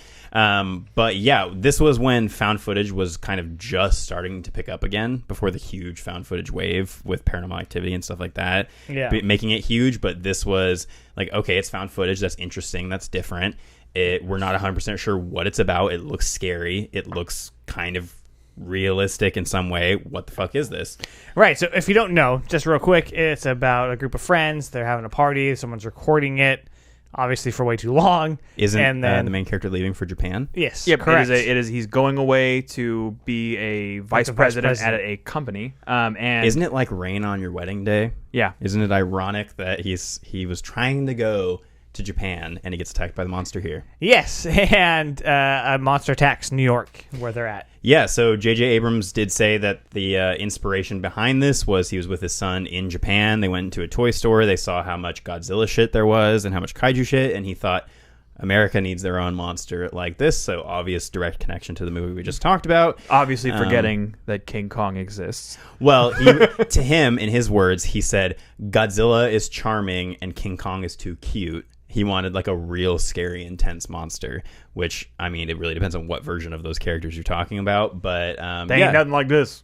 yeah, he wanted to make something scary and intense. And Like similar to how Godzilla was a response to World War II, this is a response this is to very 9/11. much a 9/11 Even movie. at the point Which, where Liberty gets her head chopped off. yeah, I mean, really, and there are characters in the movie who say, like, is this another terrorist attack? So, like, a lot of people in the beginning when the monster first attacks are like, it's terrorists. And then you get scenes where they're standing on the street and there's buildings falling down and there's debris going through the Giant streets. smoke. And it looks, I mean, we saw footage of, like, you can readily see, like, footage of 9/11, like people on the streets and stuff. And so we've seen that. And so seeing this movie, it gave me the heebie-jeebies. It gives me the heebie-jeebies every time I watch it, because we have a closer connection to that than we do, obviously World War II and the atom bombs. Yeah. But I can imagine putting myself in those kind of shoes of being like, hey, this is kind of riffing on a national tragedy that we had, and it brings back some of those memories. And it does it really effectively, in my opinion. And I think a large part of that is the way that it's shot, the cinema verite, found footage style of it being shot. Aids a ton, and then similar to what we talked about with the Jurassic movies is the nighttime setting really helps this movie out. Well, Yeah. it makes it a lot easier to forgive some of the the computer graphics of the time, and lends it an easier path. Yeah, like the whole Statue of Liberty's head flying through the street, which is an homage to Escape from New York because of the Statue of Liberty head on the poster. They like that looks real enough because the camera's shaking around and it's nighttime, and like, I'm sure if you saw that on and something that I found really, really interesting watching this too is like we just talked about Matt Reeves' newest movie, The Batman, and seeing kind of like the huge difference between him directing this movie and him directing the Batman. Like, obviously he's come a long way, and it's not saying that he shot this in found footage because it He was needed to cover cheaper. He needed to shortcomings, cover. Yeah, that's the way they wanted to shoot it. But I was trying to look for other things in the movie that I felt were like Matt Reevesy, and I do think that the character work in this movie is really good. Like, you care about the characters and you care about what they're going through, and I think a lot of that is just done really well in the party setup in the beginning of the movie, and like letting everybody kind of interact and do their testimonials, and you get enough information and a dope soundtrack, but you get enough information about like how the characters are connected to each other and kind of what's kind of going on in their lives before shit hits the fan. But it really doesn't take that long. It's sometimes pretty clunky with how HUD is talking to people. It's like, dude, they've been friends forever since college. He's been in love with her. It's like, thank you. I did like when he's going around the party though, and he's like, hey, did you know Beth and him slept together? Another cool thing that they did was they had the cameraman be dressed the same as TJ Miller. Yeah. So TJ Miller was just off camera while this guy basically did his whole thing. And he would just say shit, and then when they needed him on screen, he'd just run in. Yeah, TJ Miller said that he shot a third of the movie himself, and half of that was used. So not a ton, but he did shoot some of it. Yeah, I think that it's always funny to see kind of like the little things that directors think that they can get away with, or writers think that they can get away with, that just to be like a cheeky little funny thing. The name HUD, heads up display, it's literally just a video game reference because it is shot when basically they said first his name was HUD, I was like, please say that it's short for like Hudson or something, because I don't want his name to just be heads up display. But okay, whatever. That's funny. Yeah. Like it's the aughts. You can get away with it, I guess. That was a new thing. Yeah. And I think kind of another thing that aids in them having this relationship and us having a connection with the characters is obviously that, but the footage that we get in between the attack of Jason with, or not Jason, what's his name? Rob with Beth. With Beth, yeah, and they're like Coney day Island. together. Yeah, it's so good. And I love that. I love at the beginning, and this was the first time I noticed it. I don't know if you guys did, but at the beginning of the movie, it's like this footage was found in what was previously known as Central Park. And I was like, oh, that's such a good way to start this movie because you know something awful is about to fucking happen to Central like Park. we can't even call it Central Park anymore because we don't know where it is. Everything's flat. So that's pretty cool. I always forget too, like how much destruction the Cloverfield monster really does in this movie until every time I rewatch it, I'm like, shit. Like, it wrecks this fucking city, and then they have the hammer down protocol or whatever at the end with the air raid sirens where they're like, we're just gonna nuke the fucking thing. But a similarity between the Cloverfield monster and Godzilla 2 also is kind of the whole mystery behind it. You don't really know. I mean, there's backstory comics, and there's stuff that kind of goes into like where it might have come from.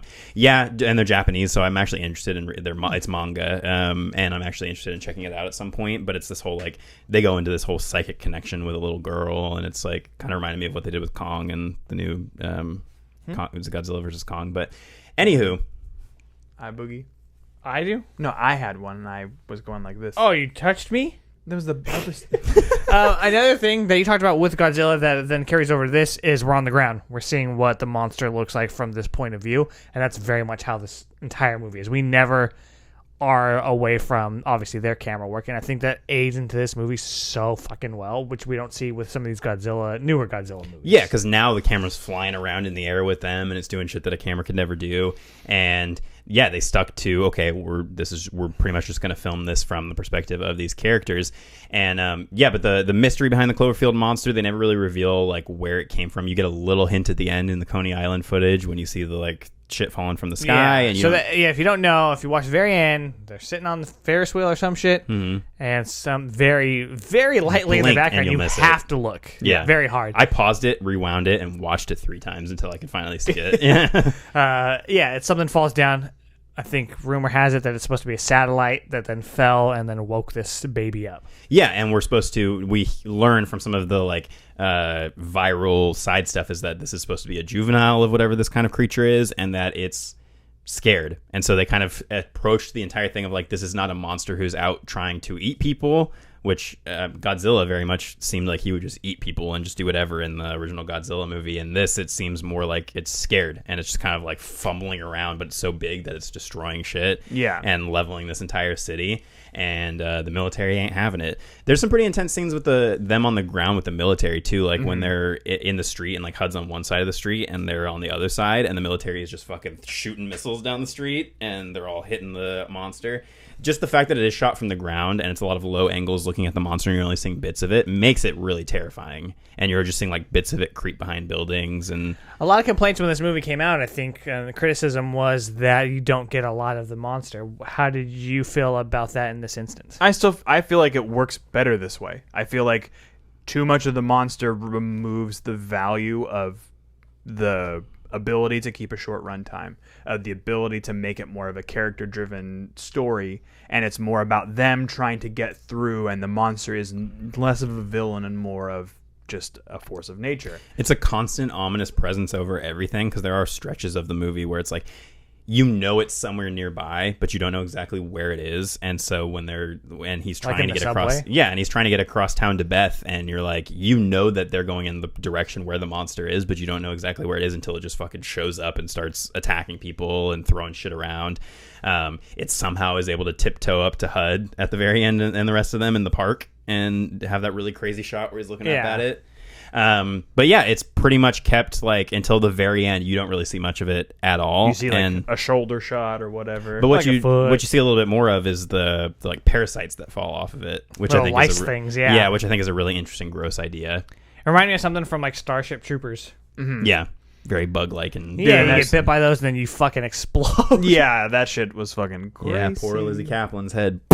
Yeah, I like that, and it adds another element to it where it's like, okay, we could just stay in the subway and we're good. But no, you can't, because now you're getting chased by these fucking insect-looking creatures, and obviously there's repercussions from even being around those things. And it makes it feel a little bit more like some sort of living creature, because they do show like when they're looking on the news and it's just got the stuff falling off of it, where it's like, oh, it just came out of the ocean and it's got all these parasites on it that are falling off. If you're like, oh, there's some backstory to how this creature works that I don't know, but it feels real. Yeah, like it feels, and I know it's based on a lot of like different sea creatures mixed together and things like that, and they kind of try to give it a sort of baby-like, like pale features and things like that. And I almost feel like this creature has now just been replicated a million times. I was just thinking every other creature that we've gotten, because to me, like everything from A Quiet Place to the Demogorgon is just a riff on this monster. That's because it's all created through CG, and like I was saying a couple weeks ago when we were talking about monsters. Yeah, with CG, basically everything all just kind of evolves around, in like every company uses the same technology, right, and it all evolves in the same way. So basically, probably most companies have some form of a rendering of this monster, and then have slowly taken but what if its face went like this? Yeah, what if we build this on top of that? And that's part of the reason why everything feels really homogenous. Well, and it's like the like ankle walking or the wrist walking or whatever, right? Which they used again for the Mutos in the Godzilla 2014 movie, and those felt very Cloverfield, where I'm like, just fucking make a Cloverfield Godzilla movie. Yeah. Would you watch that? 100%. Yeah, so rumor has it that they are making a direct sequel to this. Yeah, we did see this monster show up again, and well, not this monster specifically, unless it was all grown up, but we saw a much larger version of this monster show up at the end of Paradox. don't even want to get into the mess of what this whole franchise has become. Yeah. It's nice to kind of just go back and look at just Cloverfield and just ignore the other other stuff. 10's so good, though. No, I'm not saying that But it's for completely different reasons. Right. I just like don't think of them even as being a franchise. Like I'm just Yeah. like, there's Cloverfield, which is a great monster movie. There's 10 Cloverfield Lane, which is a great like claustrophobic, shelter movie, and then there's that other one that nobody I gives know. a shit about. I'm like, yeah, give me a direct sequel to this, Mm-hmm. and then give me a direct sequel to 10 Cloverfield Lane to see what's going on after. 11 Cloverfield Lane. What's happening right next door? Shit, with Millie Bobby Brown. But they did talk about, you see other people with cameras in this movie, and Matt Reeves That was talked about how the originally, original yeah. concept was we could just explore this same night from different perspectives, which even in this movie would have been really interesting to see in a way that almost like did the same thing that Godzilla did, where it's following like a bunch of different people's experience over the course of a night. If this had broadened its scope a little bit and followed like a bunch of different people, I mean, you wouldn't have got that attachment to the characters that you get. Right. So it would have suffered from that. But I would have found it interesting to see like what different people in different circumstances, like even if they made the sequel that exact thing, we're like, nope, we're just going to revisit that night from the original movie and just have it from a different perspective. And maybe these people find out some stuff about the monster that the other group didn't find out. Yeah. I'd totally be down for There's it. apparently a short that came out relatively recently with Rob's character. Like, the actor is in it. Oh, interesting. So I don't know if that's canon or whatever the fuck, or if people just made a film and got him to be in it. Yeah. He might be hurting for some cash. Who knows? But yeah, I think that I love how focused it is, because we get to see this core group, and it does help build that relationship. And so then when characters do die or whatever happens to them, like, you want to be with them. Yeah, you want to see them succeed, so it adds weight and tension when characters do disappear. And it almost has a slasher kind of quality in that way, which I think is just more of American sensibilities being kind of funneled into this style of film. So I think that's a benefit that is added to this, is that we slowly but surely thin out the herd and lose more of the characters. So as our focus narrows in on telling the story of these two people, we lose all of the fat along the way. Things are trimmed off, and we don't have to worry about this. I was going to say T.J. Miller wasn't that big in this movie. We remove some of those characters and their story out of the way, so we don't have to worry about them anymore. Yeah. And we can just focus on getting to the people that we needed to know about. And I love that we don't get a typical Hollywood ending. Like, as far as we know, everybody fucking dies. Yeah. And I'm totally cool with that. It Me made too. me really sad the first time I saw it, because I wasn't used to that kind of ending in a big fun monster movie. But really, I mean, like, at the end of Godzilla, it's not like a happy ending either. Mm-hmm. It's again like, hey, we fucked up, we created this monster, potentially helped create this monster, we may wake up another one. And in this, it's like, did they kill the Cloverfield monster? Who knows? Apparently the whole like air raid siren finale and like the bombs coming down or whatever was Steven Spielberg coming in and saying like, hey, we need a little bit more definitive sign to the audience that they're defeating the monster. So that's why they did the whole like blowing it up at the end or whatever. But There you go. A little Nice. late, but there we go. But yeah, I mean, I think it's not a perfect movie, but I think largely because it is so focused, it's so simple, we're only following a few characters. Found footage works for me a lot of the time. Like, really, I'm just a fan of the genre when it's done right. And there are some Not great like you examples new of that. Paranormal Activity fucking movie. Yeah, but I mean, like, the original Paranormal Activity, fucking Blair great. Witch. Blair Witch Project, fucking great. This, fucking great. I like seeing found footage also used in a maybe slight variation, like Wreck. Yeah. A slight variation on the, this is. I remember at the time hearing like, oh, we're doing found footage, but for a giant monster movie. That's a really interesting concept, because you're used to it being for like close quarters, ghosty stuff. Yeah. And this is like, no, it's, This is a massive scale thing. yeah. And It feels big. Yeah. I think that the shakiness that you get with found footage it upsets my stomach after a little while, so I have to watch sparingly or look away. Well, from and I the could screen also for see a this while and being look a back. lot more difficult in a dark theater with a giant screen. I could see how people were walking out of this getting sick, and how they're having to put because I remember they were putting like warnings on theaters like, hey, this could make you sick. And then one last thing, the tiniest, littlest gripe. Beth's ass would have been dead when they found her in the apartment. As soon as they had to pull her off of that rebar, she would have immediately bled out. Yeah. Don't they say you're not supposed to like? Yeah, you're pull supposed it to. out? You're supposed Yeah. to take the thing with them, so that way they can get in with forceps and close off all the veins. I and did shit. love that set piece of like they get there to where her building is supposed to And be, it's and he's fucking like, just- "That's not her building, is it?" And it's just That's what this movie does. It keeps building on your expectations, and then it's like, here's another wrench, here's another wrench, here's another wrench, and it never slows down. Once yeah, because even like get you were saying, past like that when they 20 get to the minutes- subway tunnels, and you think, okay, they're gonna be safe for a little bit, Yeah. and then you get the awesome night footage, like night vision reveal of the things, Yeah. and he's just like, run, run, run, run, run, run, run, run, run.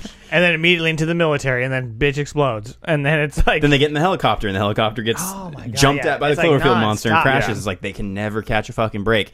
but that's probably how it would be. Yeah. You know what I mean?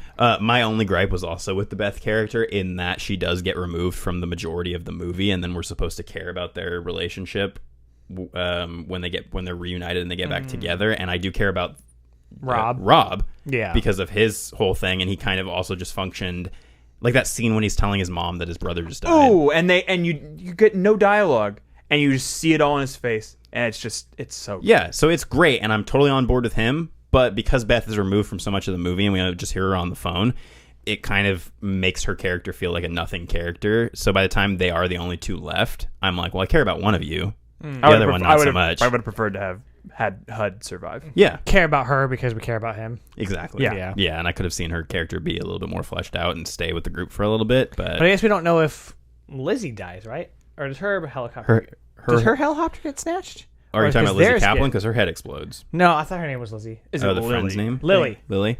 Yeah, her helicopter takes off and we never see her again. So Okay, she may so have she might have survived. survived, yeah. Maybe she'll be in the sequel. The squeakle. That would be interesting. Nobody would ever remember her character. But I thought the same thing when she flew away in the helicopter. I was like, good for her, because I don't think that we see her. Yeah, I get remember murked. something happened, and I was like, does she get attacked? Whose helicopter gets attacked? And then I was like, oh, it's ours. Yep. They're like, yeah, we made it. And it's like, rah. Yeah, I mean, I think it's great. I love that movie. I think Yeah. it still holds up. I think your wife said the same thing. Yeah, I was talking to her about it. I was like, what do you think? And she's like, that was sick. So, Along those lines. Yeah. So do we want to rate it out of 5 slushos? Yeah. I'll say 4.5. I don't think it's a perfect movie, but I think it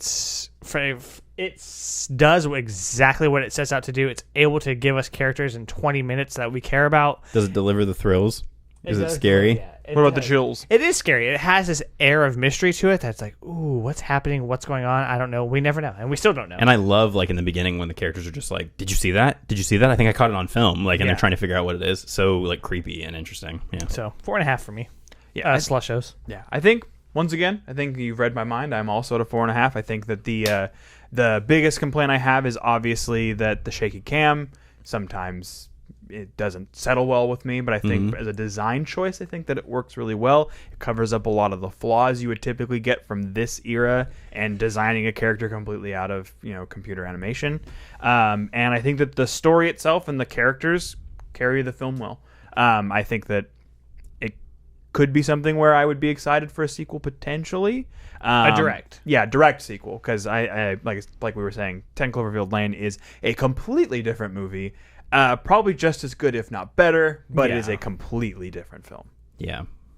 I'm going to go with a 4 on this one.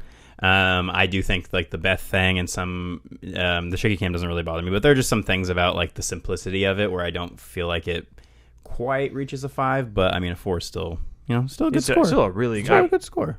You know Superman? What? You know Superman? Yeah. Are you aware of Garfield? There's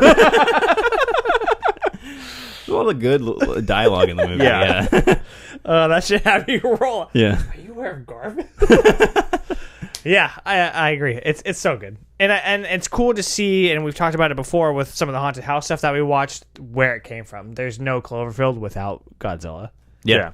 and I mean, like you said, the connections and just the way that they did it. It's great to see. Especially this pairing was a really good choice. Yeah, and getting to see the merger. good choice on our end. Okay. Yeah, we're pretty awesome. But getting to see the merging of like the more modern found footage style with the very old monster movie idea is a really cool melding. If you remove Clover and put Godzilla in, I think people would have fucking hated this movie as a Godzilla movie, even though I feel like it's closer to a Godzilla movie than some of the newer Godzilla movies. Yeah, because this movie does with like this without the found footage is basically the Gareth Edwards Godzilla, and people didn't like that if they were like Godzilla fans or whatever. I like that movie. I think it's fine.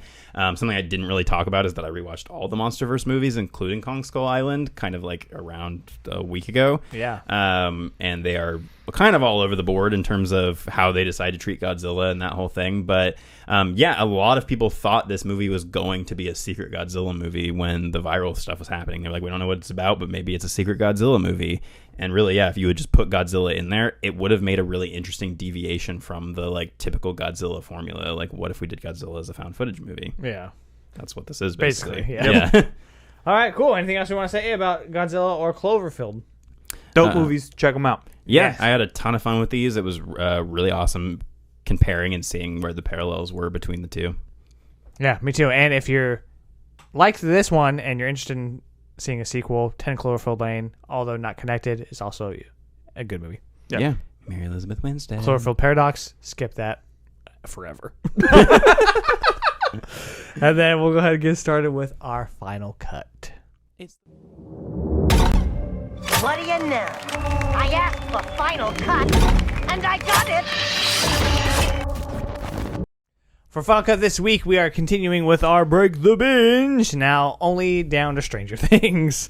So we are on episode 6 of season 4. There's one more episode for part 1, but at this time, now part 2 is out. So the last 2 episodes are available, and I'm itching for it. And I feel like I've been fucking dodging spoilers, dude. That's the first thing that this episode's called The Dive. We'll talk about it in a little bit. Yeah. But what I wanted to ask you guys is how you're feeling 6 weeks into breaking the binge, because I would say that this, not because of the episode content, but because of the state of the internet, this is becoming more and more difficult the longer that we have it going. Yeah. Because now that now that the whole thing's done, it's just everybody's just lost all decorum. Yeah, and everybody's just talking about spoilers. So I'm constantly scrolling past Stranger Things stuff, constantly trying to avoid spoilers. I'm not curious letting anything influence me. to rewatch the season and binge it, because I'm wondering if we did a disservice not binging it, because Netflix knows people binge, and Netflix knows people are going to binge this show,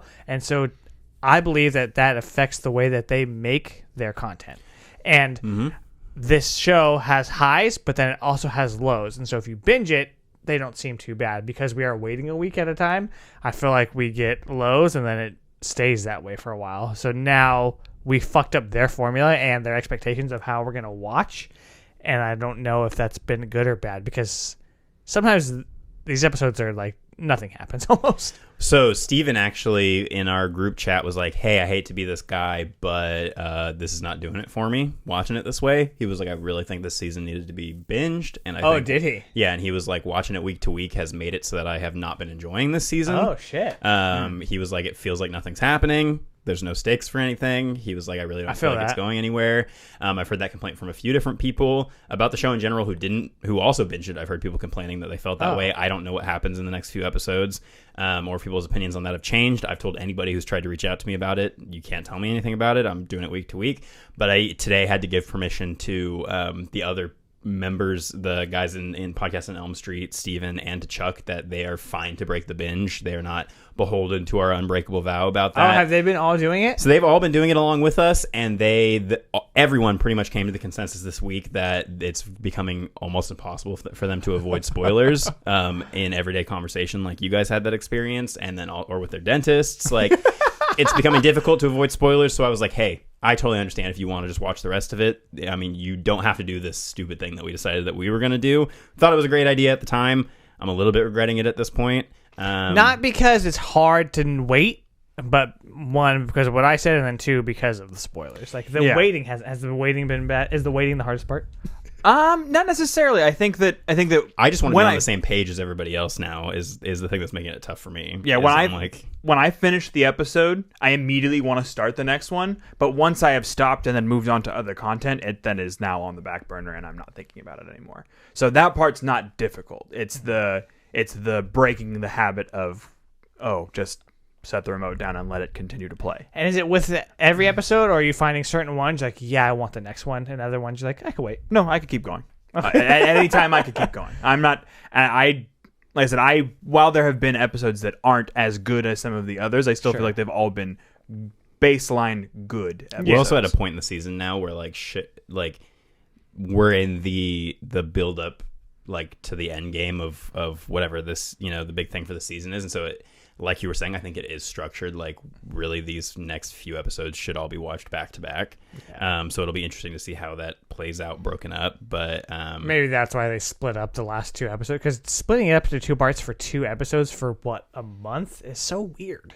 yeah, it is strange, and I know a lot of people weren't a big fan of that decision, but Netflix is doing that more and more with their shows, and I don't know if that came down to like I know the last couple episodes are supposed to be like really balls to the wall with like the action and effects and stuff, so maybe they were like, we want a little bit of extra time to polish some things up. Yeah, could be some behind the scenes stuff we don't know about, but yeah, do we want to talk a little bit about what happened in episode 6 of the show? The dive. Well, there's a lot going on, and Yeah. I think for me that's probably one of the things I like least about the season is there's so much. I'm like, let's feel like Focus we're a getting little to a bit. conclusion, because it doesn't feel like we're getting even closer. Like, I mean, if you think little about it, bits? there's still 4 hours of content That's left in fair, this yeah. season, so there's still got a Well, more lot than that, 'cause I longer think the than last you feel. episode was like 2 hours long, and it's like 2.5 or something. Yeah. yeah.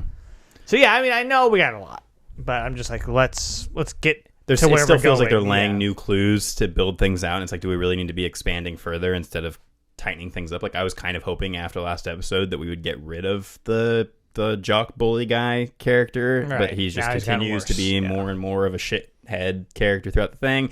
It was exactly what you called, which is that he thinks that Eddie is responsible for some sort of satanic ritual. Now the whole town is against the Hellfire Club, like trying to, and I did like that whole, like, you know, I love a mass hysteria scene where, you know, unless it's Halloween Kills, but I love, like, you know, the town getting kind of like hysterical about it and the parallels to the satanic panic. I like all that stuff. I do like the parents of our main crew being like, Seeing them actually interact was weird. Yeah. Like all of them. yeah, kinda and then come being like, together. are kids into some fucking devil shit? Yeah. It's like, kind of. You want to give us more a than breakdown you know. of kind of the basic plot of this one? I can do my best because, like I said, there are still multiple plates being spun at this point. Right. So we have what's going on there. They find this other body, and now basically everybody in town is on the hunt for the Hellfire Club. So they're trying to sneak their way around. They go to Skull Rock, which is where Eddie is now hiding out after this has all gone down. But they find out along the way that their compasses aren't working, which...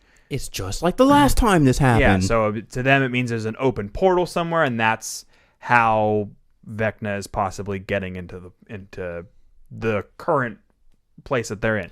So real quick about that, Yeah. about that point, one thing I like about it is that it continues to show the characters using the knowledge from the previous seasons to fight this thing, where they're like, where Dustin pretty matter-of-factly is like, hey, I know what this means. It means there's another gate.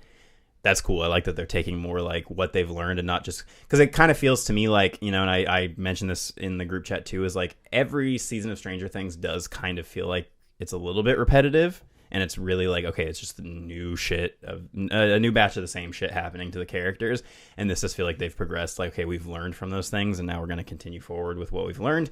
On the other hand, it is a bit goofy to be like, there's another gate. Like, you know, it's just kind of, it feels a little bit lazy, where it's just like, well, I guess there's another gate, and it happens to be at the bottom of this lake, and we're going to go find it here.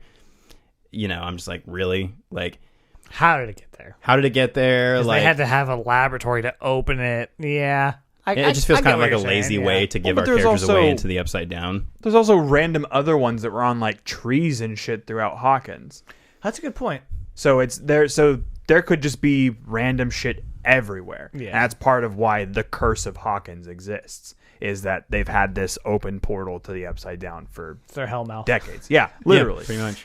But either way, there's also the story that's going along with Hopper back in Russian prison, back at it again. So good. Hmm. I love seeing his character. Like, as much as I wanted him to stay dead, it was between the last episode and this episode, and seeing him tell his story and now tell them, like, hey, I fought this fucking thing. Like, good luck. Dude, Yeah, that was a that very- scene with the dinner is fucking dark, and I loved that shit. Yeah, love that, because like as soon as they sat him down at the dinner, I was like, ooh, they're fattening you up Yeah. for the Demogorgon. And then when he listens to their whole conversation, and then he just kind of like, You know you're all wrong, right? You're all wrong, and you're all going to die. And I fought one of these things. It and- reminds me of Jaws. Yeah. Yeah. Where he's telling the story about, and I'm at Indianapolis, and Yeah. the ship went down like a dog size. Yeah. He is very much that character too. Yeah. He is Brody, right? Yeah, but that is a fantastic scene. I love the way that's playing out. They very briefly brush over what happened at the plane crash, and that they're real close by, and that they get back to his back to the church Yeah, or whatever. Okay. Yeah, it's a little close. They just happen to be right there. Yeah, it's a little close, but I'm willing to give it a pass. And then we also get more about 11 going through these memories, trying to The Nina Project. Yeah, trying to relearn her shid. Seems like your theory might be coming true.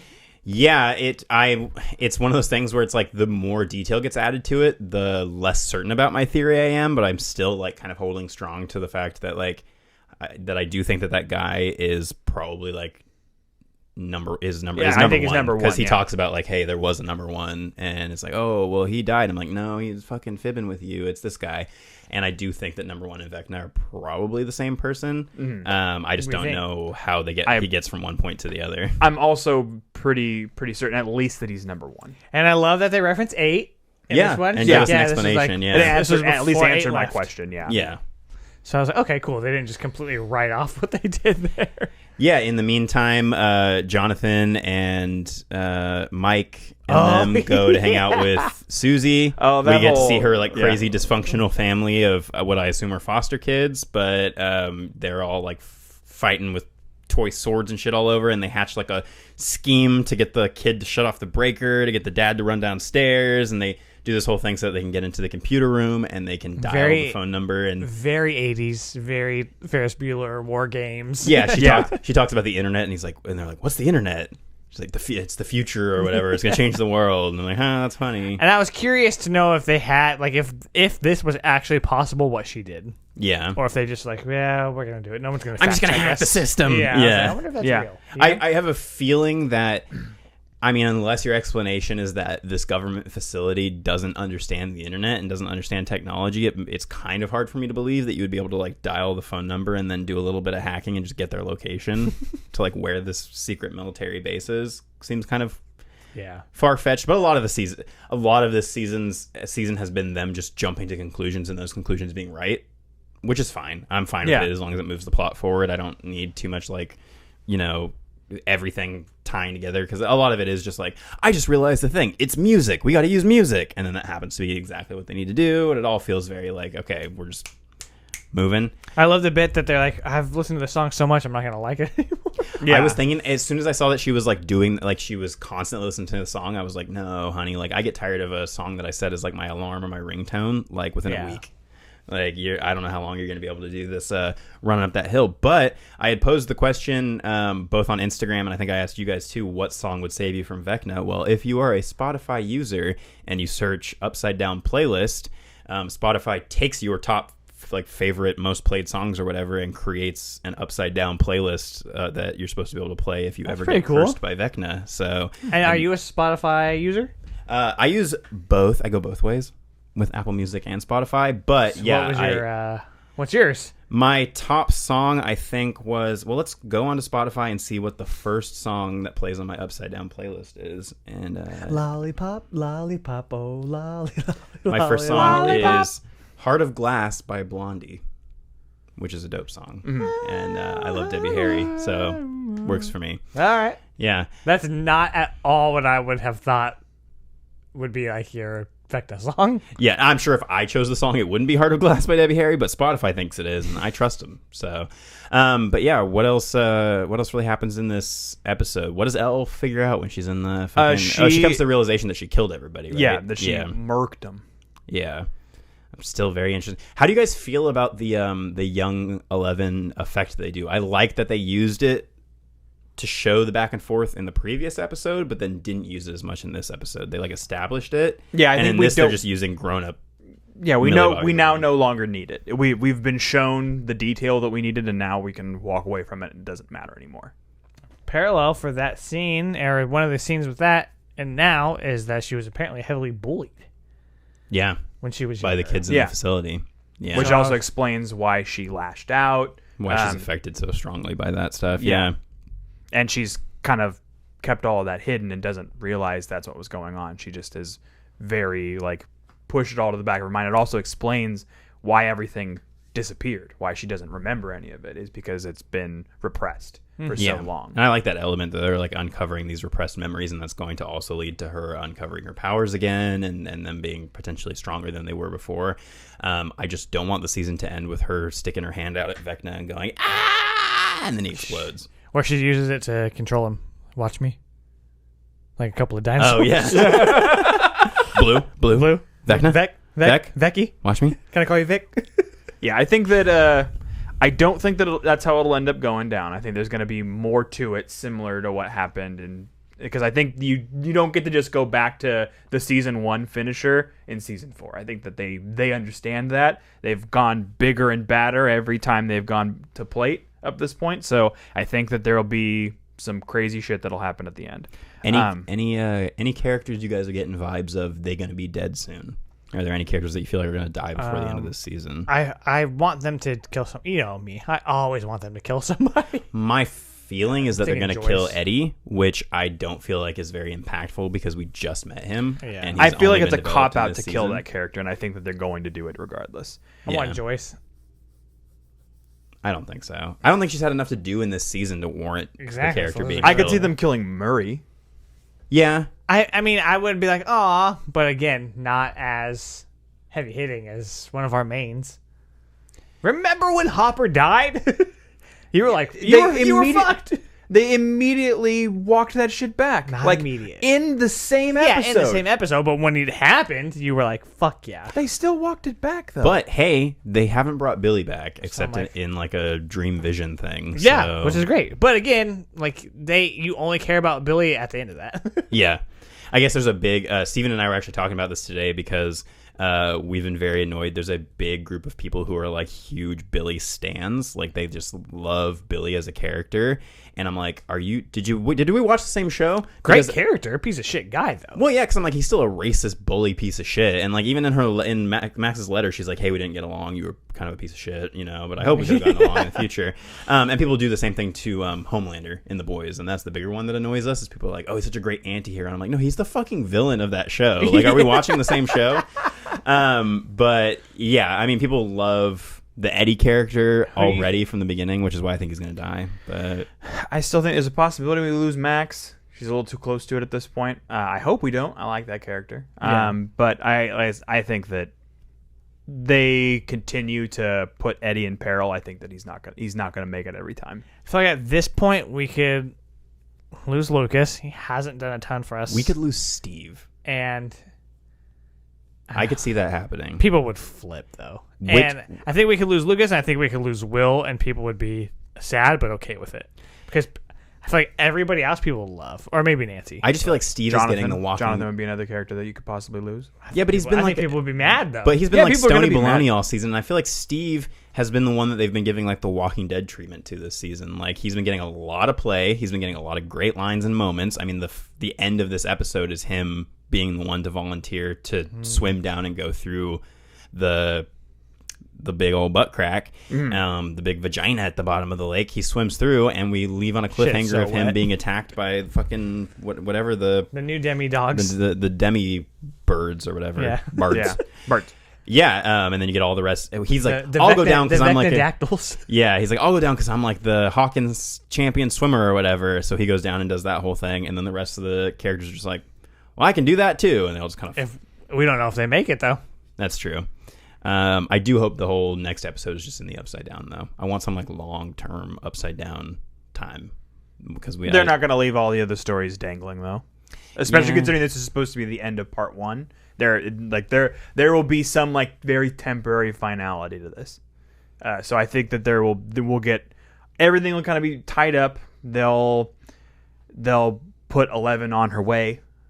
She'll have found her powers. That's what you think's going on in 7. I think that's what's going on in 7. I think that she'll have found her powers, or she'll have chosen not to use them. You think it'll potentially. end with her like getting there, like I got this, and like take her sunglasses off? No, I think that's a little too final. But I think that she'll be at least set on her way to Hawkins at that point. Okay. What if she walks into the scene, does a beeline? You think that she's going straight for Mike. She walks straight up to Steve, and she plants one right on his face, and she makes out with him. and it's a big twist. It turns out she had a thing for Steve. I don't want any of that. I've always had a thing for you, Steve. Yeah. But so yeah, we leave all the characters. Dustin and Co gets caught by the cops in the woods, arrested. So I was like, oh no, there's a lot of law enforcement in this season, and I don't like that. ACAB. But then the rest of our characters of our young crew are now either in the lake or they're in the Upside Down. Steve is in the Upside Down. I assume the rest of them are going to catch up to him and get in there, but who knows? But yeah, left on a bit of a cliffhanger. This one did make me a little bit like, I want to watch the next one because I like Steve a lot, and seeing him getting all, I'm sure a lot of both male and female and gender non-binary fans were fucking stoked to see him get all shirtless. Yeah. I was like, all right, let's go. Yeah, Steve Harrington. Joe Keery? Yeah. Something? It was, what was the movie that he was in that everybody was all... Spree? Free Guy. Spree. Oh. Yeah. Spree Guy. Spree Guy. He was a Free Guy. He's just a guy who really likes the candy Spree. Spree Guy. I'm a Spree Guy, you know what I'm saying? No, Kick in the mouth. Free Guy's tight. You guys should watch. Do you think that we'll know the almost the complete backstory and the connection to Vecna by the end of 7 before we get into 8 and 9? I think we're gonna have a lot more information. I think this next episode is probably gonna drop a lot of those either number one whether those things are connected. I think we're either gonna get a big info dump on number 1 and his connection and what's going on there, or we're gonna get a big Vecna drop, and whether those things tie together. We still don't know how that ties into the Creel stuff. Like, is he related in some way? Is he a relative of the Creel family? I think it was just to get us to Vecna's house. Yeah, I mean, who knows? They may tie it all together in some way, I mean? but I do think we're going to get some big info drop about his character in this next episode. And I may watch it a little bit early because I am going to be real life camping for the next few days. So I might watch it maybe tonight to I'm also probably in the boat where I might watch it tonight. What the fuck?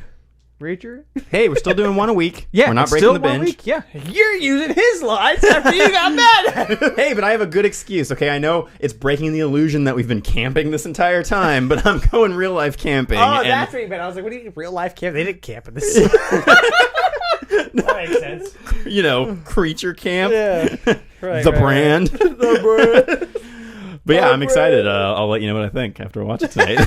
You guys are the worst. Nothing's stopping you, man. Yeah. Yeah, we had a very specific schedule. I was never beholden to that schedule. My schedule was that I watch one before every episode. I thought It's a very specific formula. I thought this entire time we were watching Perfect Strangers episode 1 through however many episodes that had. So I didn't even know we were doing Stranger Things until I showed up today. And yet knew all about it. Crazy, man. That is crazy. All right, well, we done? Yeah? I think so. Yeah. Cool. I'm Great. done. I'm out. Right on. Next week, second to last episode of Creature Camp, huh? Ooh, how you feeling, John? Because this is the sweater. Yeah. So we are watching that. We had a little change of schedule. We're gonna watch them because it's classic. I have no Monster. idea why this wasn't on the list already. I think when it put was. together. And I think we adjusted because our weeks were slightly off. Oh yeah. Yeah. So we got to watch them, and I very much dislike ants, not to the extent that you dislike spiders. So this will be a little bit of a But maybe heebie-jeebie if for they're me. big old ants, you'll be a little bit more scared. Maybe, but we're also watching Arachnophobia. I'm so not looking forward to this. And when are you coming back from your camping trip? Sunday, I believe. Sunday. So you will have time to watch Thor? It depends on we record? It depends on when we decide to record next week. But yeah, that's my hope, is that either Sunday or Monday I'll be able to, because I have Monday off also, so I may just use that day to go see Thor and get that taken care of, because I did not realize that is dropping tomorrow. Yeah, so we will either be covering that. We'll cover it in some extent, either YouTube bonus, Patreon bonus, or as part of the main episode. So check all those things out and keep watching Stranger Things once a week, I guess, whatever the week you decide. How your week works, okay? I dictate it based on when we record. Okay. All right, we'll see you next time. Thank you so much for joining us at camp. I have been Tone, counselor-ish. You forget every time. Yeah. I fixed it this time. Fuck off. Counselor John. And I've been your counselor, Gorilla Whale, and internet darling, Anthony. Thanks again for listening and for watching. See ya. Keep on the camping. flippity flop.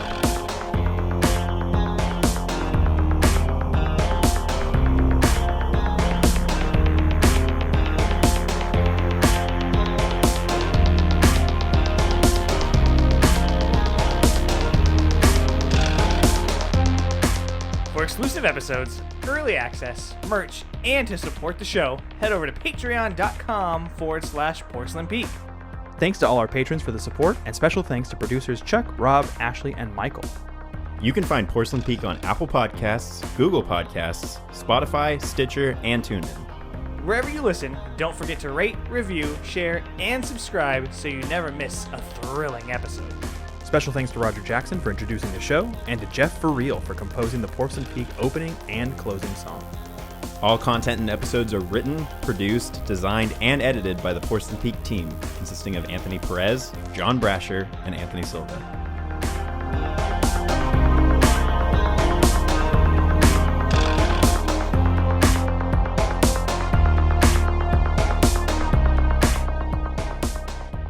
This has been here words for Weirdos Production.